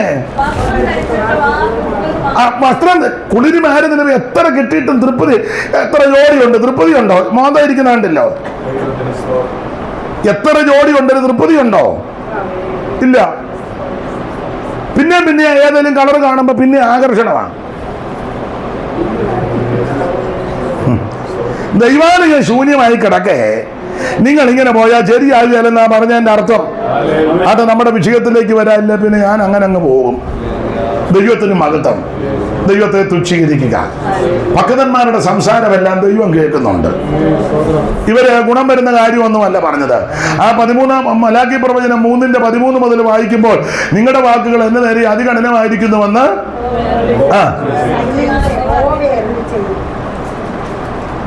വായിക്കും. അത് തന്നെ. പിന്നെ അത് തന്നെ വായിക്കുക. എന്ത് സംസാരിക്കുന്നു എന്ന് ചോദിക്കുന്നു. യഹോവയ്ക്ക് ശുശ്രൂഷ ചെയ്യുന്നത് എന്നെ കേൾക്കുന്ന പ്രിയരേ, കർത്താവിന്റെ വേല വ്യർത്ഥമല്ല. ദൈവത്തിന് വേണ്ടി ശുശ്രൂഷ ചെയ്യുന്നത് വ്യർത്ഥമല്ലെന്ന്. ദൈവനാമത്തിന് വേണ്ടി ചെലവാക്കുന്നതും ചെലവഴിക്കുന്നതും കർത്താവിന്റെ വേലയ്ക്ക് ചുമട് കൊടുക്കുന്നതും ശുശ്രൂഷ ചെയ്യുന്നത് ഒരിക്കലും വ്യർത്ഥമല്ല. ഇവരെ ചിന്തിക്കുക ഇതെല്ലാം വ്യർത്ഥമാണ്, അബദ്ധമാണ്. ആട്ടെ, ഇങ്ങനെയുള്ള വാക്കുകളായി ഇവർ പറഞ്ഞത്. കറുപ്പുടുത്ത് നടന്ന എന്ത് പ്രയോജനം? ദുഷ്പ്രവർത്തിക്കാൻ അഭ്യുദയം പ്രാപിക്കുന്നു. ദൈവത്തെ പരീക്ഷ നിൽക്കുക, കുഴപ്പമൊന്നുമില്ല. ഞങ്ങളിങ്ങനെ ഉപവസിക്കുകയും പ്രാർത്ഥിക്കുക, ഒരു ഗുണവും വരുന്നില്ല. ഇതൊക്കെ ഈ ഭക്തന്മാർ കൂടി അല്ല, ഗുണം വരുന്ന കാര്യമൊന്നും അല്ല പറഞ്ഞേ. വാക്കുകൾ വളരെ ശ്രദ്ധിക്കണം. അതെ, അപ്പൊ നാം ഇരിക്കുന്നത് എഴുന്നേൽക്കുന്നതെല്ലാം കർത്താവ് അറിയുന്നുണ്ട്. ആണ് നമ്മുടെ വിഷയത്തിൽ വരാൻ. കൊരിന്ത്യർ ലേഖനം 1-ാം അധ്യായത്തിൽ അനുഗ്രഹിക്കപ്പെട്ട സഭ നമ്പർ 1 സഭ, മുന്തിയ സഭ. എന്നാൽ 2-ാം അധ്യായത്തിന് 9-10 വെളിച്ചത്തിൽ ആത്മാവ് ആഴമറിയും, ആത്മാവ് സകലത്തെയും ദൈവത്തിന്റെ ആഴങ്ങളറിയും. ആഴമറിഞ്ഞ ആത്മാവ് ഇവരെ പറ്റി പറയുക. 3-1 വായിര്. 3-1. എന്നാൽ സഹോദരന്മാരെ, നിങ്ങളോട് എനിക്ക് ആത്മീകന്മാരുടെന്നത് പോലെ അല്ല, ജഡീകന്മാരുടെന്നത് പോലെ ക്രിസ്തുവിൽ ശിശുക്കളായവരുടെന്ന പോലെ എത്രയോ സംസാരിപ്പാൻ. അപ്പോൾ 1-ാം അധ്യായത്തിൽ നമ്പർ 1 സഭയാ, മുന്തിയ സഭയാ, 1-ാം കിട സഭയാ. പക്ഷെ 2-ാം അധ്യായത്തിൽ ആഴമല്ല അറിഞ്ഞ ആത്മാവ് പറയാ, നിങ്ങൾക്ക് വരവൊക്കെ ഉണ്ട്, പ്രവചനമുണ്ട്, അന്യഭാഷയുണ്ട്, വെളിപ്പാടുണ്ട്, ദർശനമുണ്ട്, വീര്യപ്രവൃത്തിയുണ്ട്, രോഗശാന്തിയുണ്ട്, വചനതിട്ടമുണ്ട്, പരിജ്ഞാനമുണ്ട്, സാക്ഷ്യമുണ്ട്, എല്ലാം ഉണ്ട്. പക്ഷെ നിങ്ങളോട് ആത്മീയരോട് സംസാരിക്കുന്നത് പോലെയൊന്നും സംസാരിക്കാൻ പറ്റുന്നില്ല. ഒരു കൃപാവരത്തിനും കുറവില്ല. പക്ഷെ ആത്മീകരോട് സംസാരിക്കുന്ന പോലെ സംസാരിക്കാൻ പറ്റുന്നില്ല. കാരണമുണ്ട്. 3-3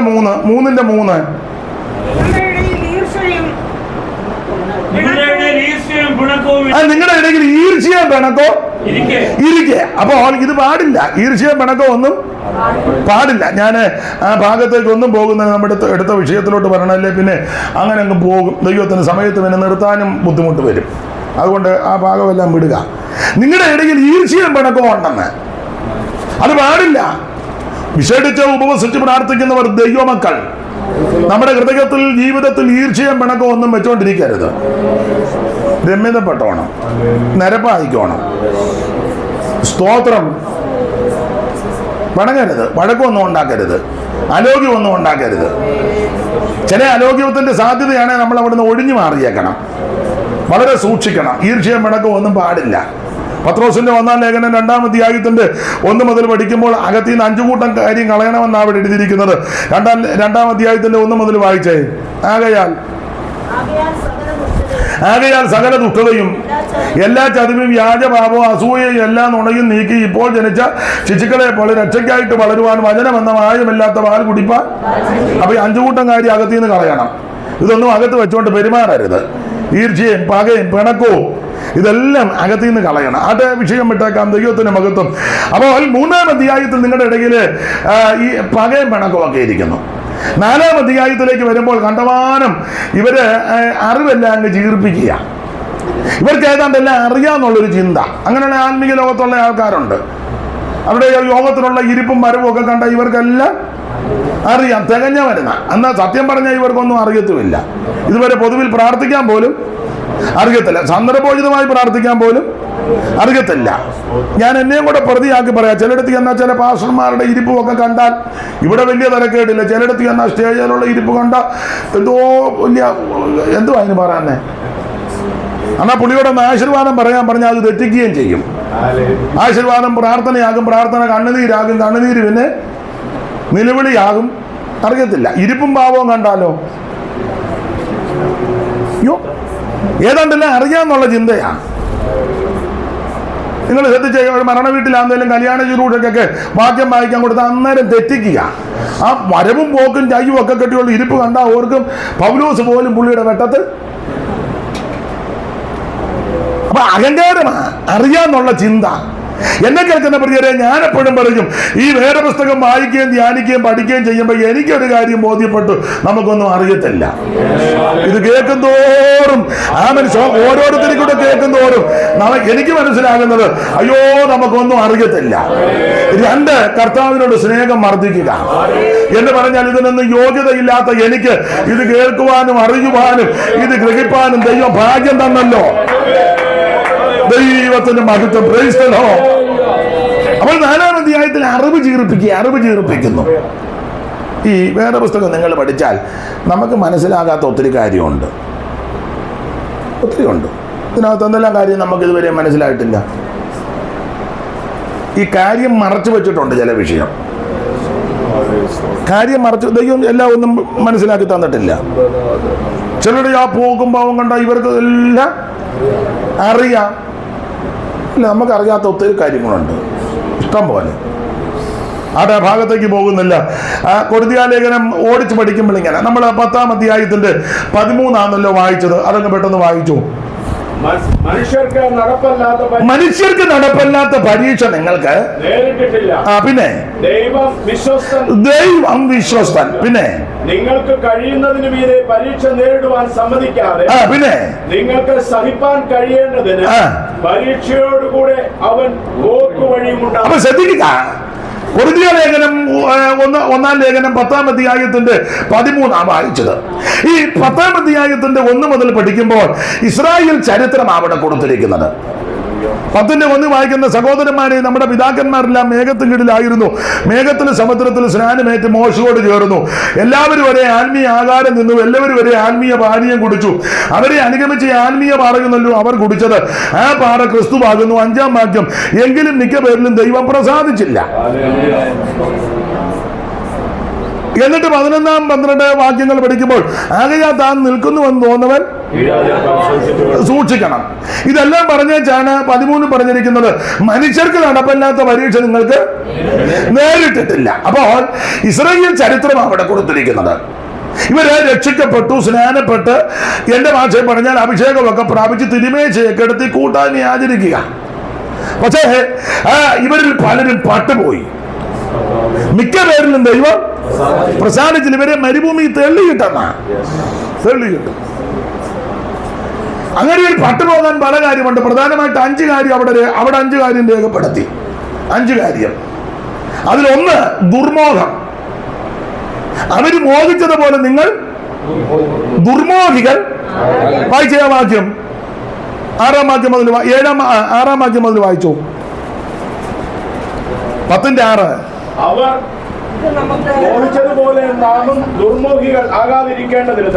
അവർ മോഹിച്ചതുപോലെ നാമും ദുർമോഹികൾ ആകാതിരിക്കേണ്ടതില്ല. അപ്പൊ ഈ ദുർമോഹം അത് പാടില്ല. ഒത്തിരി മോഹങ്ങളൊന്നും അകത്ത് വെച്ചോണ്ടിരിക്കരുത്. ചെല്ലങ്ങ് സ്വപ്നം കാണുക.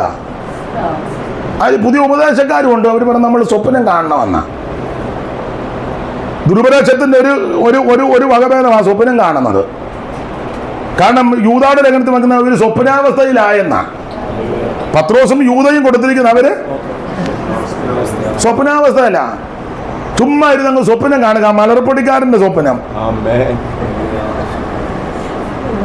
ദൈവമക്കൾക്ക് അത് പാടില്ല.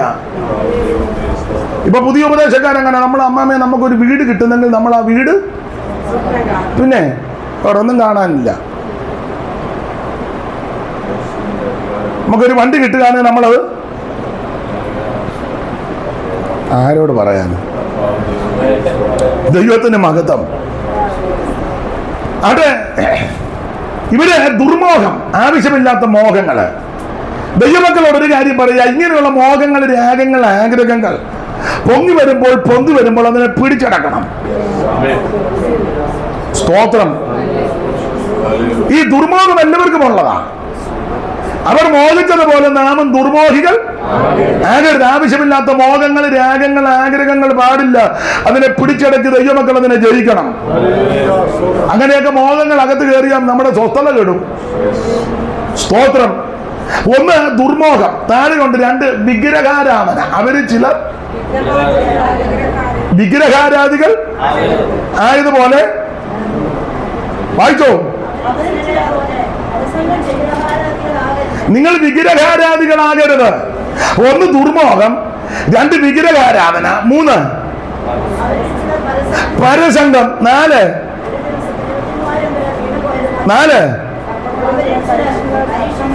പരീക്ഷിച്ചു, ദൈവത്തെ പരീക്ഷിക്കുക, 5 പിറുപിറുപ്പ്. അപ്പൊ ശ്രദ്ധിക്കുക, ദുർമോഹം, വിഗ്രഹാരാധന, പരസംഗം, ദൈവത്തെ പരീക്ഷിക്കുന്നു, പിറുപിറുപ്പ്. ഇത് നമുക്ക് പാടില്ല. ഈ കാരണങ്ങൾ കൊണ്ടാണ് ഇവർ മരുഭൂമിയിൽ പട്ടുപോയത്. ഒരു കാര്യം ദൈവമക്കളോട് പറയുക, ഇങ്ങനെയുള്ള വിഷയങ്ങളിൽ അകപ്പെട്ടു കഴിഞ്ഞാൽ ഞാനും നിങ്ങൾ മരുഭൂമിയിൽ പട്ടുപോകും. ആവശ്യമില്ലാത്ത മോഹങ്ങളും ആഗ്രഹങ്ങളും അതിനെ അങ്കുരിച്ചു വരുമ്പോൾ അതിനെ പിടിച്ചടക്കണം. പിടിച്ചടക്കിയില്ലെങ്കിൽ നീ മരുഭൂമിയിൽ പട്ടുപോകും. ചിലരെ ധരിക്കുന്ന പെന്തിക്കോസ് വരുന്ന വലിയ വീട് വെക്കാനും വണ്ടി മേടിക്കാനും, അത് തെറ്റാന്നൊന്നും ഞാൻ പറയുന്നില്ല. വസ്തു മേടിക്കാനും വിദേശത്ത്, അതല്ല പെന്തിക്കോസ് വന്നത്. എൻ്റെ ഭാഷ ഞാൻ പറയാം, ഈ മാർഗത്തിൽ വന്നത് നിത്യതയിലെത്താനാ. ആ നിത്യതയിലെത്തുന്നതിന് മുൻപായിട്ട് ഈ ലോകത്ത് നമുക്ക് ആവശ്യമുള്ളതൊക്കെ തരാൻ ദൈവം വിശ്വസ്തനുമാണ്. അതിനായിട്ട് കടുപിടി ഒന്നും കൂട്ടണ്ട. നിനക്ക് ആവശ്യമുള്ളതൊക്കെ നടത്തി തരുവാൻ ദൈവം വിശ്വസ്തനാണ്. അപ്പൊ ദുർമോഹം ഇത് പാടില്ല. വിഗ്രഹാരാധന അതും പാടില്ല. ദൈവത്തിന് മഹത്വം. ഇവരെ ഈ വിഗ്രഹാരാധനയും പരസംഗവും ദൈവത്തെ പരീക്ഷിച്ച സംഭവം സംഖ്യാപുസ്തകം 25 ഇവര് ഷിത്തീമിൽ വന്ന് ജനം പാർക്കുക. വായിച്ച 25:1, 25:1, സംഖ്യ 25:1. പെട്ടെന്ന്. ഇസ്രായേൽ മക്കളെ ഷിത്തീമിൽ പാർക്കുമ്പോൾ ജനം മോവാബ് സ്ത്രീകളുമായിട്ട് പരസംഗത്തിൽ ഏർപ്പെട്ടു. അടുത്ത വാക്യം. അവർ ജനത്തെ തങ്ങളുടെ ദേവന്മാരുടെ ബലികൾക്ക് വിളിക്കുകയും ജനം ഭക്ഷിച്ച് അതിനായി പരസംഗത്തിലകപ്പെട്ടത്. ഇവര് ഷിത്തീമിൽ വന്ന് പാർക്കുമ്പോൾ ഈ ഷിത്തീമിലുള്ളവര് മോവാബ്യരെ, ജാതികള് ഇവരെ ക്ഷണിച്ചു.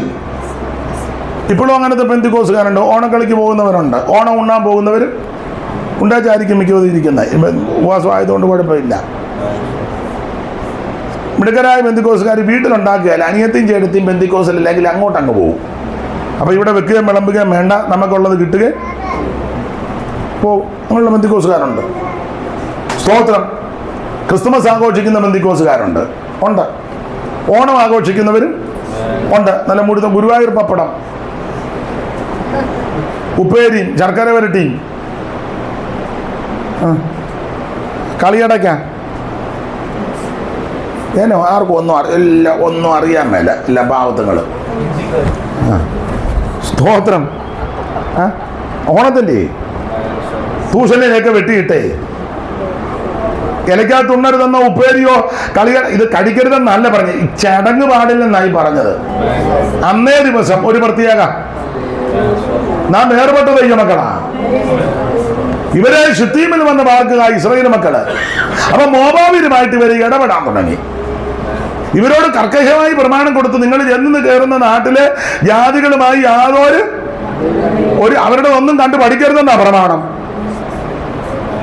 അവരുടെ ആചാരങ്ങളാകട്ടെ അനുഷ്ഠാനങ്ങളാകട്ടെ പിന്തുടർച്ചയാകട്ടെ മാമൂലാകട്ടെ അവർ പല കാര്യം ചെയ്യും. പ്രമാണമില്ലാത്തവരാ. പ്രമാണമില്ലാത്തവർ ചെയ്യുന്ന കണ്ടോണ്ട് പ്രമാണമുള്ള നീ അത് പാടില്ല. ഇത് കർക്കശമായ പ്രമാണമാ. ഇതിപ്പോ അവരെക്കാളും താല്പര്യം നമ്മക്കാ. നമ്മൾ അങ്ങോട്ട് ചെയ്യുന്ന അമ്മാമ്മ ഉപ്പേരി വറത്തില്ലേ, ഓണമായിട്ട് ശർക്കര വരട്ടി, നമ്മൾ അങ്ങോട്ട് ചോദിക്കുക. ക്രിസ്മസിന് കേക്ക് ഇത്തവണ നിങ്ങൾ കേക്ക് മേടിച്ചില്ലേ? നല്ല കവള നിറച്ച് കഴിക്കുകയും ചെയ്യും. സ്തോത്രം. ഇവരെ മോവാബിലുമായിട്ട് ഇടപെട്ടുന്ന ഇത് വേർപാടിന്റെ ഉപദേശമാണ്. കർക്കശമായ ഉപദേശമാണ് വേർപാട് ഉപദേശം. ദൈവമക്കൾ വേർപാട് പാലിച്ചേ ഒക്കൂ. അപ്പോൾ ഇവര് മോവാബിലുമായിട്ട് ഇടപെട്ടു. അവരുടെ ദേവന്മാരുടെ ബലികൾക്ക് ഇവരെ ക്ഷണിച്ചു. ഇവര് ചെന്നു, അത് തന്നെ കുഴഞ്ഞു. ചെല്ലുക മാത്രമല്ല, ഭക്ഷിക്കുകയും ചെയ്തു. 3, അവരുടെ ദേവന്മാരെ വണങ്ങുകയും ചെയ്തു. ഇങ്ങനെ ഇവര് ദൈവത്തോട് പാപം ചെയ്തു. സ്തോത്രം. അങ്ങനെ പാപം ചെയ്തപ്പോൾ ഇത് ദൈവത്തിന് ഇഷ്ടപ്പെട്ടില്ല. മാത്രമല്ല അടുത്ത വാക്യം വായിച്ചാട്ട്, അടുത്ത വാക്യം ഇസ്രായേല് ബാൽപെയോറിനോട് ചേർന്ന്. ബാൽപെയോർ ആരാ ഈ ബാൽപെയോര്? ബിലയാം. 106 സങ്കീർത്തനത്തിന്റെ 28 വായിച്ച്. സങ്കീർത്തനം 106ന്റെ 28 പെട്ടെന്ന്.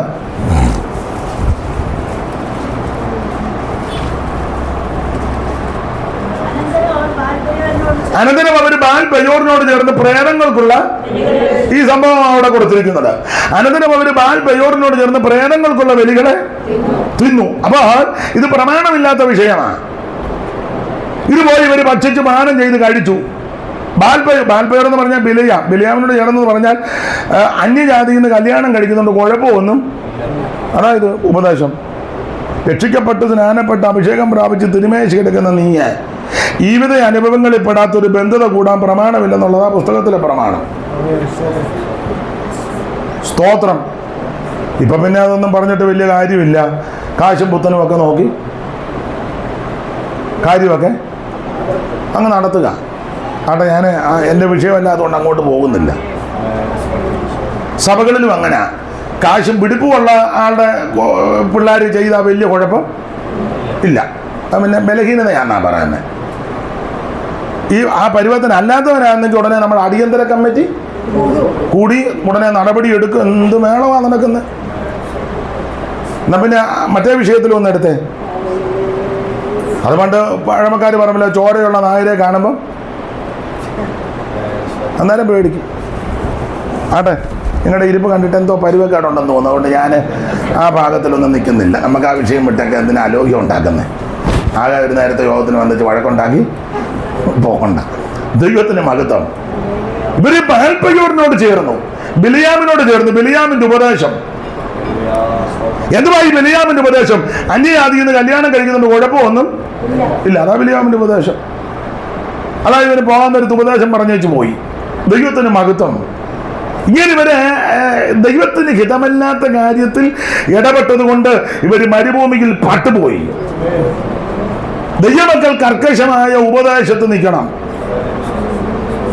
ഇവര് ശിത്തീമിൽ വന്ന് മോവാബിലുമായിട്ട് ഇടപെട്ട് പരസംഗം ചെയ്തു. ദേവന്മാരുടെ ബലികൾക്ക് ക്ഷണിച്ചു. ഇവര് പോയി ഭക്ഷിച്ചു പാനം ചെയ്ത് ദേവന്മാരെ വണങ്ങി നമസ്കരിച്ചു. ഈ സന്ദർഭത്തിൽ മോശയും അഹരോനും എല്ലാം സമാഗമന കൂടാരത്തിന്റെ വാതിൽക്കൽ കരഞ്ഞു വിലപിച്ചിരിക്കുമ്പോൾ ഒരു ഇസ്രായേല്യൻ ഒരു മിദ്യാന്യ സ്ത്രീയുമായിട്ട് നേരെ പാളയത്തിലോട്ട് വന്നു. അവന്റെ പേര് സിമ്രി, അവരുടെ പേര് ഹോസ്ബി. അവളാണെങ്കിൽ ഒരു മിദ്യാന്യ പ്രഭുവിന്റെ മകളാ. യവനാണ് ശിമിയോൻ ഗോത്രത്തിൽ ശാലുവിന്റെ മകനാ. രണ്ടും നല്ല കനമുള്ള വീട്ടിലെയാ. മറ്റവര് ജാതിയാന്നേ ഉള്ളു, പിടിപ്പുണ്ട്. ഇത് പെന്തിക്കോസാന്നേ ഉള്ളു, അതും പിടിപ്പുള്ളതാ. അപ്പൊ അവർക്ക് എന്തും ആകാമല്ലോ. അന്നും അങ്ങനെ അവർക്കെന്തും മിണ്ടുന്നില്ല. അറിയാൻ മേലാത്തതാണോ, എന്നെ പൊട്ടം കളിപ്പിക്കുന്നതാണോ? അവർക്കെന്തും ആകാം. കാരണം അവന് ഒരു പ്രഭുവിന്റെ മകനാ, ശിമിയോൻ ഗോത്രത്തിൽ, കുറഞ്ഞ പുള്ളിയല്ല. അവളാണെങ്കിൽ ഒരു വായിക്ക് എന്നെ നോക്കിയിരിക്കാതെ വായിച്ചതാ.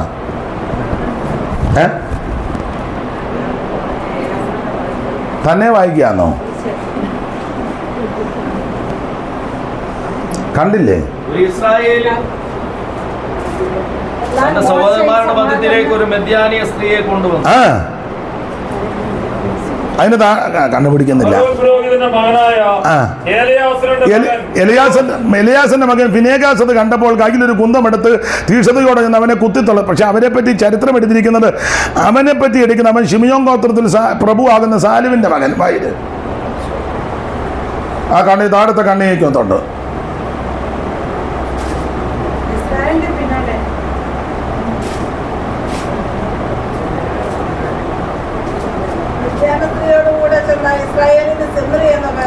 അവന്റെ പേര് സിമ്രി.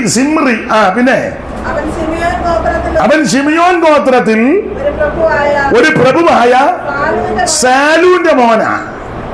അപ്പൊ ഇവൻ ശിമിയോൻ ഗോത്രത്തിൽ പ്രഭുവായ സാലുവിന്റെ മകൻ, പ്രഭുവിന്റെ മോനാ. അടുത്തത്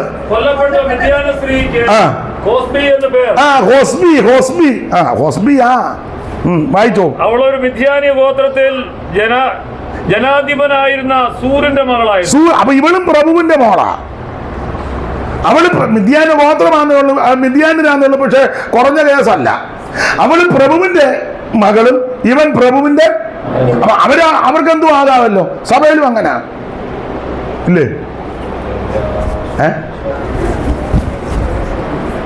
സഭകളിലും അങ്ങനെ. അവളും പ്രഭുവിന്റെ മോള്, അവനും പ്രഭുവിന്റെ മകൻ. അപ്പൊ അവർക്കെന്തും ആകാം. അത് നമ്മൾ സോപ്പിട്ട് അത് വിശുദ്ധമാക്കുക. ഇപ്പോഴും ഞാൻ ഓർക്കുന്ന ഒരു സ്ഥലമൊന്നും പറയുന്നില്ല, സഭയുടെ ഒരു പ്രധാനപ്പെട്ട ആൾ വിവാഹം നടത്തിയപ്പോൾ കേസ് നമുക്കറിയാം. ഈ ചെറുക്കനെ ബാംഗ്ലൂർ പഠിക്കാൻ വിട്ടതാ. അവിടെ വെച്ച് അവളുമായിട്ട് അവൾ രക്ഷിക്കപ്പെട്ടതൊന്നുമല്ല. വലിയ അടുപ്പത്തിലായി. ഒറ്റവാക്കിൽ അങ്ങനെ പറയുന്നുള്ളൂ. അവസാനം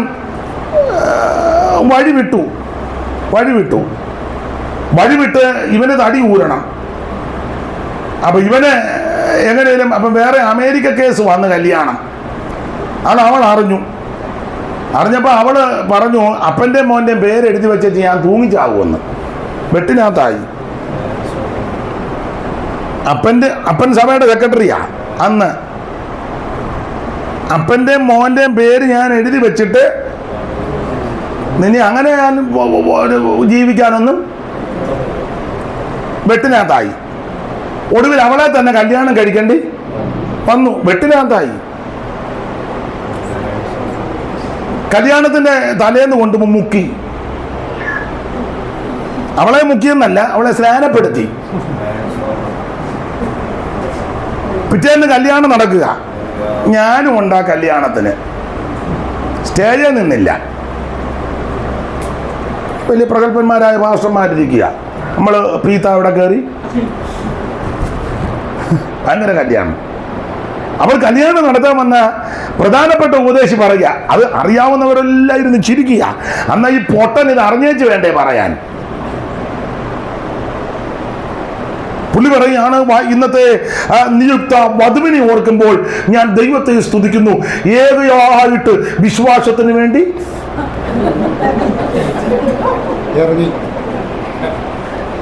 നടന്ന കാര്യമാണ്. പറഞ്ഞ മെയിൻ പാസ്റ്റർ ഇന്ന് രാവിലെ ഞാൻ പുള്ളിയെ കണ്ടു. സംസാരിച്ചില്ല. പുള്ളി വണ്ടിയിൽ അങ്ങോട്ട് പോകുന്നു, ഞാൻ വണ്ടിയെ. അപ്പൊ ഇത് അറിയാവുന്ന ആൾക്കാരെല്ലാം ഇരുന്ന്, പെണ്ണിന്റെ വീട്ടുകാരെല്ലാം ഓർത്തഡോക്സുകാർ, അവരെല്ലാം കുനിഞ്ഞിരുന്ന് ചിരിക്കുക. ദൈവമേ, പെരുങ്കള്ളനെല്ലാം നിന്ന് ന്യായമല്ലേ? പുള്ളി നിന്ന് പറയാ, ഈ നിയുക്ത വധുവിനെ ഓർക്കുമ്പോൾ ഞാൻ ദൈവത്തെ മഹത്വപ്പെടുത്തുന്നു. ഈ വിശ്വാസത്തിന് വേണ്ടി ഏകമായിട്ട് അവളും ഹൃദയത്തിൽ ചിരിക്കുക. ദൈവമേ, പോട്ടൻ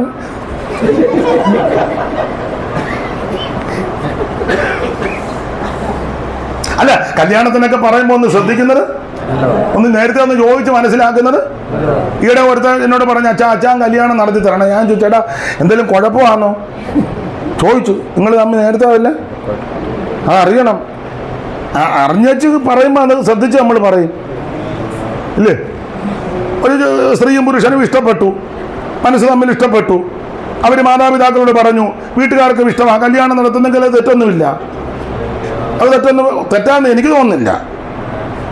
അവർ രണ്ടും ഇഷ്ടപ്പെട്ടു, മാതാപിതാക്കൾക്കും ഇഷ്ടമാണ്, കുടുംബക്കാർക്കും ഇഷ്ടമാണ്. അപ്പോൾ സഭയുടെ ചുമതലപ്പെട്ടവരോട് പറഞ്ഞു അപ്പം അത് നടത്തില്ല. പക്ഷെ അറിയണം, രണ്ടുപേരുടെ പാർക്കിലെല്ലാം പോയി ഐസ്ക്രീം ഒക്കെ ഞുണങ്ങ് ചെടിയുടെ പമ്മി ഇരുന്നേച്ചാ നടത്തോ ഇല്ലയോന്ന്. മക്കളെ, നിങ്ങൾക്ക് പിടി കിട്ടുന്നുണ്ടോ ഞാൻ പറയുന്നേ?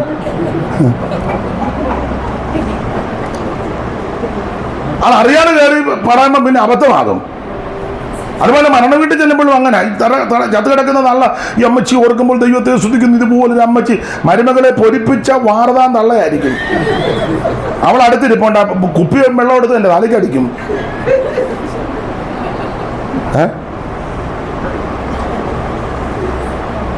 നാട്ടുകാർക്ക് ഒരു ഗുണം ചെയ്യാത്ത തള്ളയായിരിക്കും. നമുക്ക് ചിലപ്പോൾ 10 രൂപ തന്നായിരിക്കും. അത് വെച്ചാൽ നമ്മൾ ഈ അനത്തുന്നത്. ഇതുപോലൊരു അമ്മച്ചി തള്ള ഒരു കോഞ്ഞാട്ട് പോലും അയലത്തുകാർക്ക് കൊടുത്ത തള്ളയല്ല. തൊണ്ണാൻ കുത്തിയത് പോലും നമ്മൾ കയറി അമ്മച്ചി നല്ല കനവാന്ന് പറയുമെന്ന് വേണമെങ്കിൽ ഇങ്ങനെ പറഞ്ഞു, എന്നോടുള്ള ബന്ധത്തിൽ ഈ അമ്മ വളരെ അങ്ങനെ പറയുന്നതാണ്, തല്ലുകൊള്ളാതെ പോരാ. അപ്പം മരണ വീട്ടിലും കല്യാണത്തിനുമൊക്കെ കുറച്ച് കാര്യം ഒന്ന് നേരത്തെ അറിയുന്നത് നല്ലതാണ്. പണ്ടൊരു രാഷ്ട്രീയ പ്രവർത്തകൻ യാത്ര ചെയ്തു വന്നപ്പോൾ, രാഷ്ട്രീയക്കാർ അങ്ങനല്ലേ, ഒരു മരണം വീട്, അപ്പം അവർ ജനപ്രതിനിധിയല്ലേ, പെട്ടെന്ന് അങ്ങോട്ട് കയറി. അപ്പോൾ ഇത് ചോദിക്കാനും അറിയാനും ഒക്കെ ഒത്തില്ല. പുള്ളി കയറി വെച്ചു ചെന്നുടനെ ജനപ്രതിനിധികൾക്ക് പല കാര്യങ്ങളല്ലേ, ഉടനെ തന്നെ മൈക്ക് കൊടുത്തു. പുള്ളി പറഞ്ഞു, ഈ വാത്സല്യ അപ്പച്ചനെ ഓർക്കുമ്പം എനിക്ക് ഒത്തിരി ബഹുമാനമുണ്ട്. കാരണം ഞാൻ ഈ വഴി എപ്പോഴും കടന്നുപോകും, ഞങ്ങൾ തമ്മിൽ മണിക്കൂറുകളോളം സംസാരിക്കുകയും രാഷ്ട്രീയമായും അല്ലെങ്കിൽ ഈ നാടിൻ്റെ കാര്യങ്ങളും പുരോഗതിയുമൊക്കെ അപ്പച്ചൻ ധാരാളം പറയുമായിരുന്നു. ഞങ്ങൾ ഇത് സംസാരിക്കുകയൊക്കെ ചെയ്യുമായിരുന്നു. കഴിഞ്ഞ ദിവസവും ഇതിലെ പോയപ്പോൾ ഞങ്ങൾ ഏറെ സമയം ഇരുന്ന ജനം മുഴുവൻ ചിരിക്കുക. കാരണം എന്നാ, ഈ അപ്പച്ചൻ സംസാരിക്കത്തുമില്ലായിരുന്നു, ചെവിയും കേൾക്കാറില്ലായിരുന്നു. അത് പുള്ളിക്കൊട്ട് അറിയത്തുമില്ലായിരുന്നു. അപ്പച്ചൻ സംസാരിക്കത്തുമില്ല, അപ്പച്ചന് ചെവി ജന്മന. പുള്ളി പറയാ, ഞാൻ എപ്പോഴും വരുമ്പോൾ അപ്പച്ചനുമായിട്ട് എന്താ വെട്ടിനകത്ത് വീണാണ്ടോ? അല്ല, ഞാനൊന്ന് സൂചിപ്പിച്ചെന്നേ ഉള്ളു. ദൈവത്തിന് മഹത്വം. വളരെ ശ്രദ്ധിക്കണം. ഇവര് മോബാബിയരുമായിട്ട് ഇടപെട്ട്, അവന്റെ പേര് സിമ്രി, അവരുടെ പേര് ഹൊസ്ബി. പാളയത്തിനകത്തോട് കൊണ്ട് ആരും മിണ്ടിയില്ലല്ലോ, ഒരുത്തരും മിണ്ടിയില്ല, മോശം മിണ്ടിയില്ല. മോശ അനങ്ങിയില്ല. മോശ അനങ്ങാഞ്ഞ മോശ അതിനും എത്രയോ വർഷം മുമ്പ് കെട്ടിയച്ചിരിക്കുക മിദ്യാനുസരിയെ. അതുകൊണ്ട് സിമ്രിയെ ഇവളേതാന്ന് ചോദിച്ചാൽ അവൻ ചോദിക്കും, അച്ഛാ അതേതാ അച്ഛാ? സിപ്പോറെ ചൂണ്ടിക്കൊണ്ട് പറയും. മനസ്സിലായില്ല. സിമ്രി ചോദിക്കുക, സിമ്രിയോട് മോശം ചോദിക്കുക, ഇവിടെ ഏതാന്ന് ചോദിച്ചാൽ അവൻ പറയാം, അത് പറയാ അതാരാന്ന് ആദ്യം. അത് മോശം നല്ല ബുദ്ധിമാനാ, മോശം. പക്ഷേ അവിടെ അഗരോൻ പുരോഹിതന്റെ മകനാകുന്ന എലിയാസന്റെ മകൻ ഫീനേഗാസ് എന്ന് പറയുന്ന ഒരു യൗവനക്കാരൻ, അവൻ തീക്ഷണതയുള്ളവനാ. എല്ലാരും പെന്തിക്കോസ് ആണെങ്കിലും അവൻ തീക്ഷണതയുള്ളത് 1, 2 കാണുള്ളൂ. അപ്പം പെന്തിക്കോസ, അമ്മ പെന്തിക്കോസ, വല്യമ്മ പെന്തിക്കോസ, വല്യപ്പ പെന്തിക്കോസ, സഹോദരങ്ങളൊക്കെ പെന്തിക്കോസ. ചിലപ്പോൾ ഞങ്ങളെല്ലാവരും ഈ സഭയിൽ അതൊക്കെ അഭിനന്ദിക്കുന്നു. പക്ഷെ അവിടെ തീക്ഷണതയുള്ളത് ചിലരൊക്കെ ഉള്ളൂ. അവരെയാ ദൈവം കരുത്തിലെടുക്കുന്നത്. എല്ലാം പെന്തിക്കോസാന്ന് പറഞ്ഞിട്ട് കാര്യമൊന്നുമില്ല. ദൈവം നോക്കുന്നത് തീക്ഷണതയോടെ നിൽക്കുന്ന ആരൊക്കെ ഉണ്ടല്ല. അഹരോൻ പുരോഹിതന്റെ മകനാകുന്ന എലിയാസിന്റെ മകനാകുന്ന ഫിനെഹാസ് ഉള്ളിൽ തീഷ്ണത ജ്വലിച്ച് യഹോവ തീഷ്ണൻ. അവൻ തീഷ്ണത ജ്വലിച്ച് പെട്ടെന്നൊരു കുന്തമെടുത്ത് അന്തഃപുരത്തിനകത്ത് കയറി ഈ കൃത്യ വിലോപം കാട്ടിയ ഹോപ്സിയെയും സിമ്രിയെയും ഉദരം തുളയുമെന്ന് കുത്തിക്കടത്തി അടുത്ത വാക്യത്തിൽ ബാധ മാറി.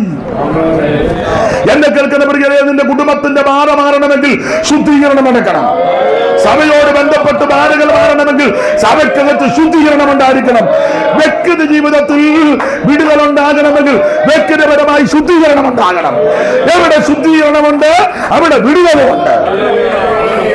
അങ്ങനെ ബാധ മാറിയെന്ന ഈ വിഷയമാണ് ഇവരെ പട്ടുപോകാൻ പ്രധാനപ്പെട്ട ഒരു കാര്യം.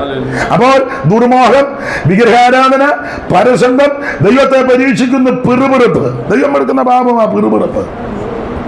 വിശേഷിച്ച് നമ്മുടെ ഇടയിൽ എല്ലാവർക്കും അങ്ങ് പിറുപിറുപ്പാ. അത് വലിയ മഹാപാപമാണ്. 7-ാം കൽപ്പന ലംഘിക്കുന്നത് പോലെ തന്നെ പിറുപിറുപ്പ് പാപമാണ്. പാപമാണ്. എന്തുവാ ഈ പിറുപിറുപ്പ്? ഞാൻ എപ്പോഴും പറയും, ഈ കിട്ടാത്തതിന് ഇരുന്ന് അങ്ങ് കൂവിച്ചാൻ കരച്ചില് വാ. എടാ, കിട്ടിയതിന് ആദ്യം നന്ദി പറ. അതല്ലേ ചെയ്യണ്ടേ? ലഭിച്ചതിന് ആദ്യം ദൈവത്തിന് നന്ദി പറ. ഇത് ഇപ്പോഴും നന്ദി എന്ന് പറയുന്നതില്ല. പിന്നെ തന്നില്ല ഞാനെപ്പോഴും പറയും, നമ്മുടെ പ്രാർത്ഥനയെല്ലാം മുട്ടനാട് കരയാൻ പോലെ. തരണമേ, വിടുവിക്കണമേ, ആട് കരയുന്ന പോലെ യോഗത്തിന് വന്ന് സൗഖ്യമാക്കണമേ,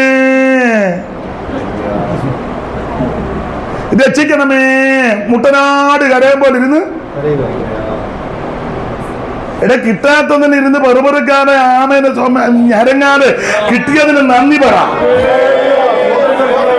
സ്തോത്രം, സ്തോത്രം, സ്തോത്രം. ദൈവം ഇതുവരെ ഈ ഭൂമിയിൽ നിന്നെ ശേഷിപ്പിച്ച് നന്ദി പറ. ദൈവം നിനക്ക് ആരോഗ്യം നൽകി, ദൈവത്തിന് നന്ദി പറ. ദൈവം നിനക്ക് ഭക്ഷണം നൽകി, ഭാരപ്പെട്ട് വാടകയ്ക്കാന്നതിനും കയറി കിടക്കാൻ ഒരിടം ദൈവം തന്നില്ലേ? സ്തോത്രം. ആരോഗ്യത്തോടെ ഇവിടെ യോഗത്തിന് നടന്നു വരാനല്ലേ, വണ്ടിയെ വരുവാൻ, യാത്ര ചെയ്യുവാൻ ദൈവം ബലം തന്നില്ലേ? ഇതിനൊക്കെ ദൈവത്തിന് നന്ദി പറ. ഞാനൊരു കാര്യം പറയാം. എന്റെ അനുഭവത്തിൽ എനിക്ക് ഒരു ഭാരവും ഇല്ല, ഇങ്ങനെയുള്ള ഒരു ഭാരവും ഇല്ല. പണ്ട് പ്രസംഗിച്ചപ്പോൾ ഒരു തള്ള പറഞ്ഞു, എന്നാ ഭാരപ്പെടാനാ, കുളിയും കഴിഞ്ഞ് ഇങ്ങനെ വേറോത്തായിട്ട് ഇറങ്ങിയാൽ പോരെയെന്ന്. ഞാൻ പറഞ്ഞു, തള്ളേ, നിങ്ങൾ ആളറിയാതെ കയറി കൊത്തരുത്. നിങ്ങളെക്കാളൊക്കെ ഒത്തിരി വിഷയമുള്ള ആളാ ഞാനും. ഒത്തിരി ഉണ്ട്. നിങ്ങളിൽ പലരേക്കായാലും ഒത്തിരി നിരവധി അനവധി പ്രശ്നങ്ങളുടെ നടുവിൽ കൂടെ ഞാനും പോകുന്നത്. പക്ഷെ അതൊന്നും ഭാരമല്ല. മറ്റുള്ളവരുടെ കാര്യങ്ങൾ ഓർക്കുമ്പോൾ നമുക്കൊരു വിഷയവും ഇല്ല.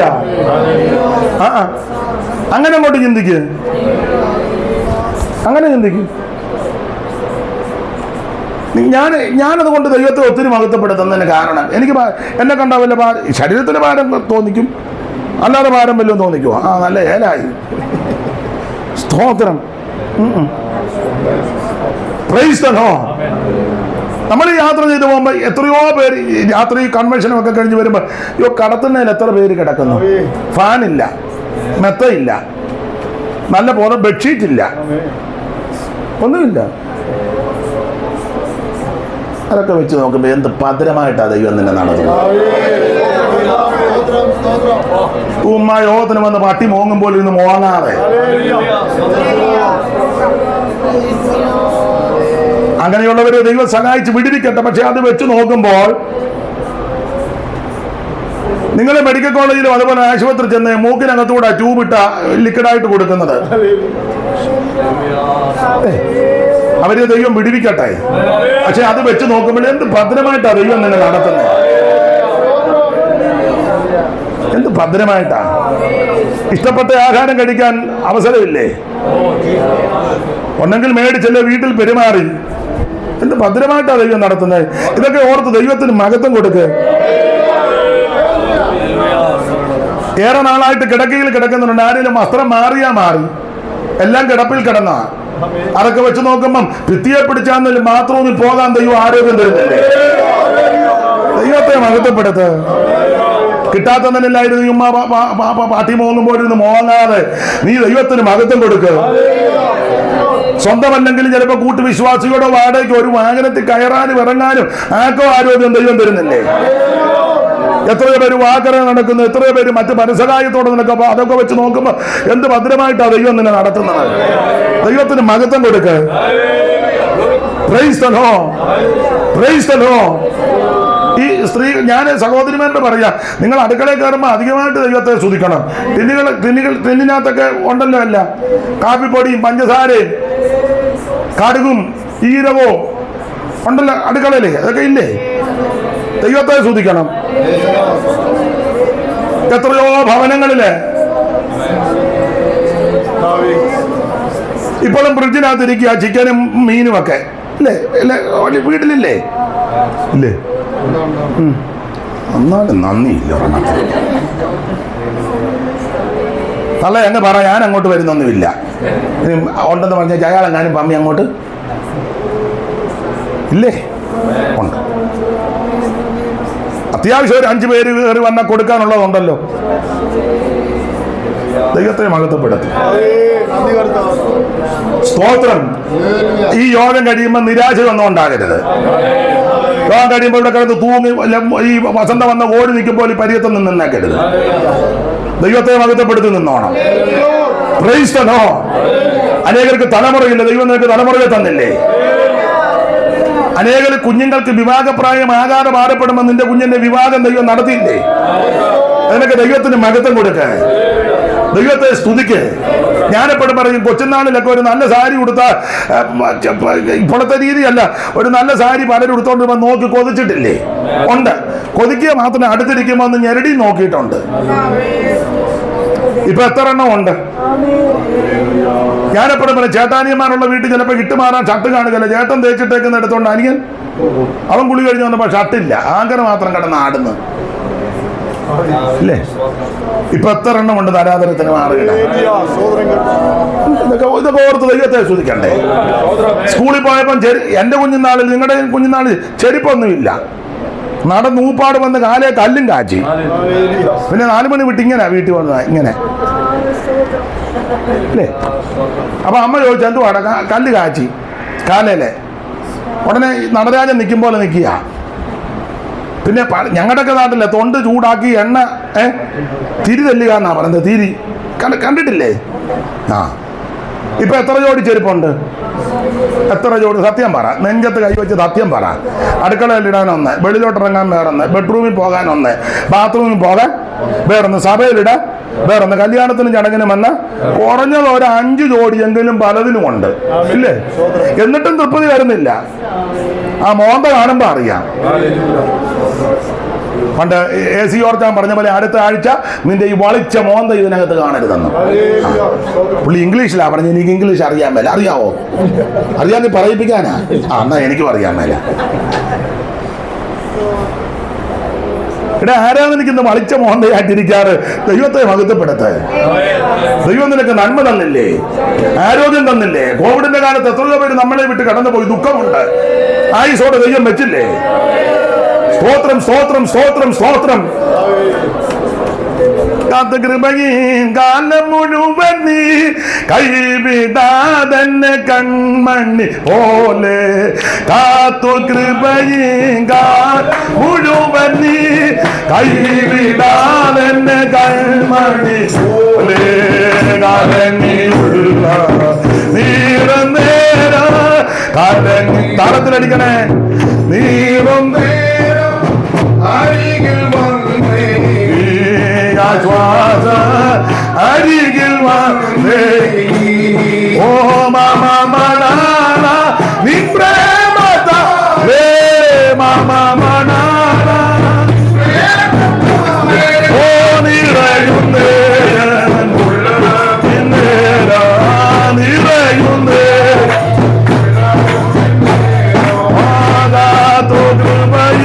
കാലം മുഴുവൻ കൈവിടാതെന്നെ കൺമണി പോലെ. കാത്തുകൃപയും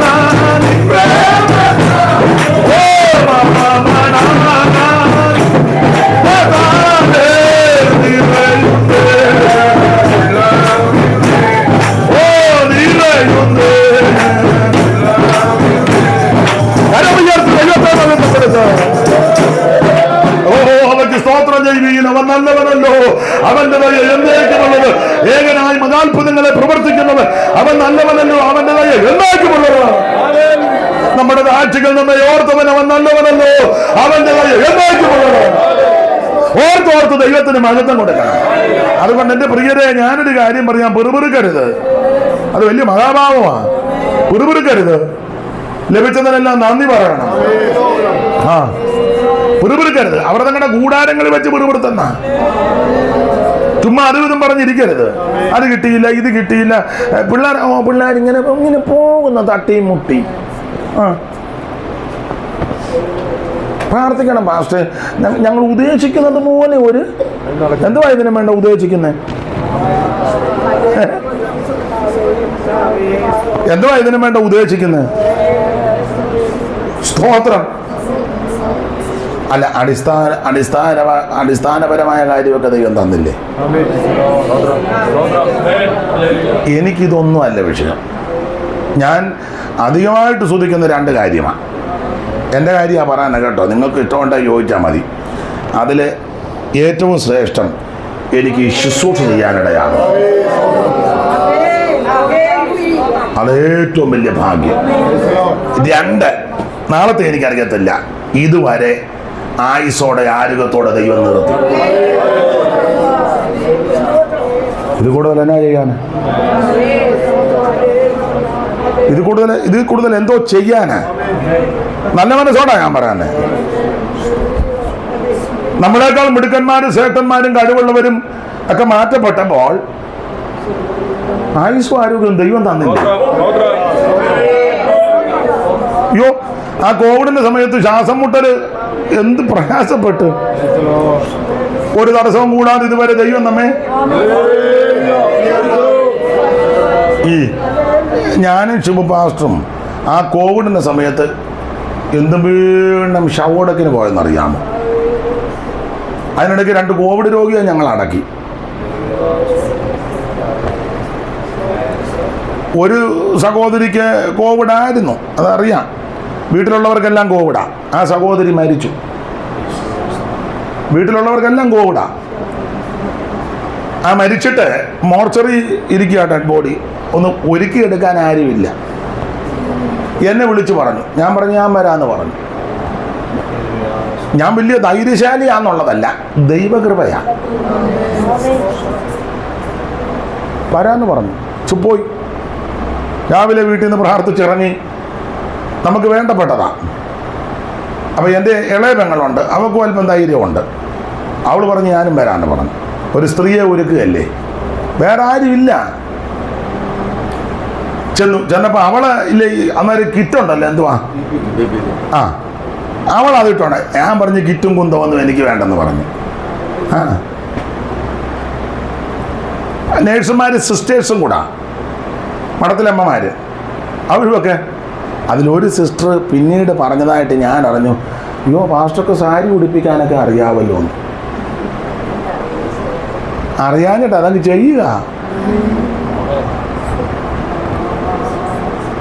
ഒരുക്കി വൃത്തിയാക്കി.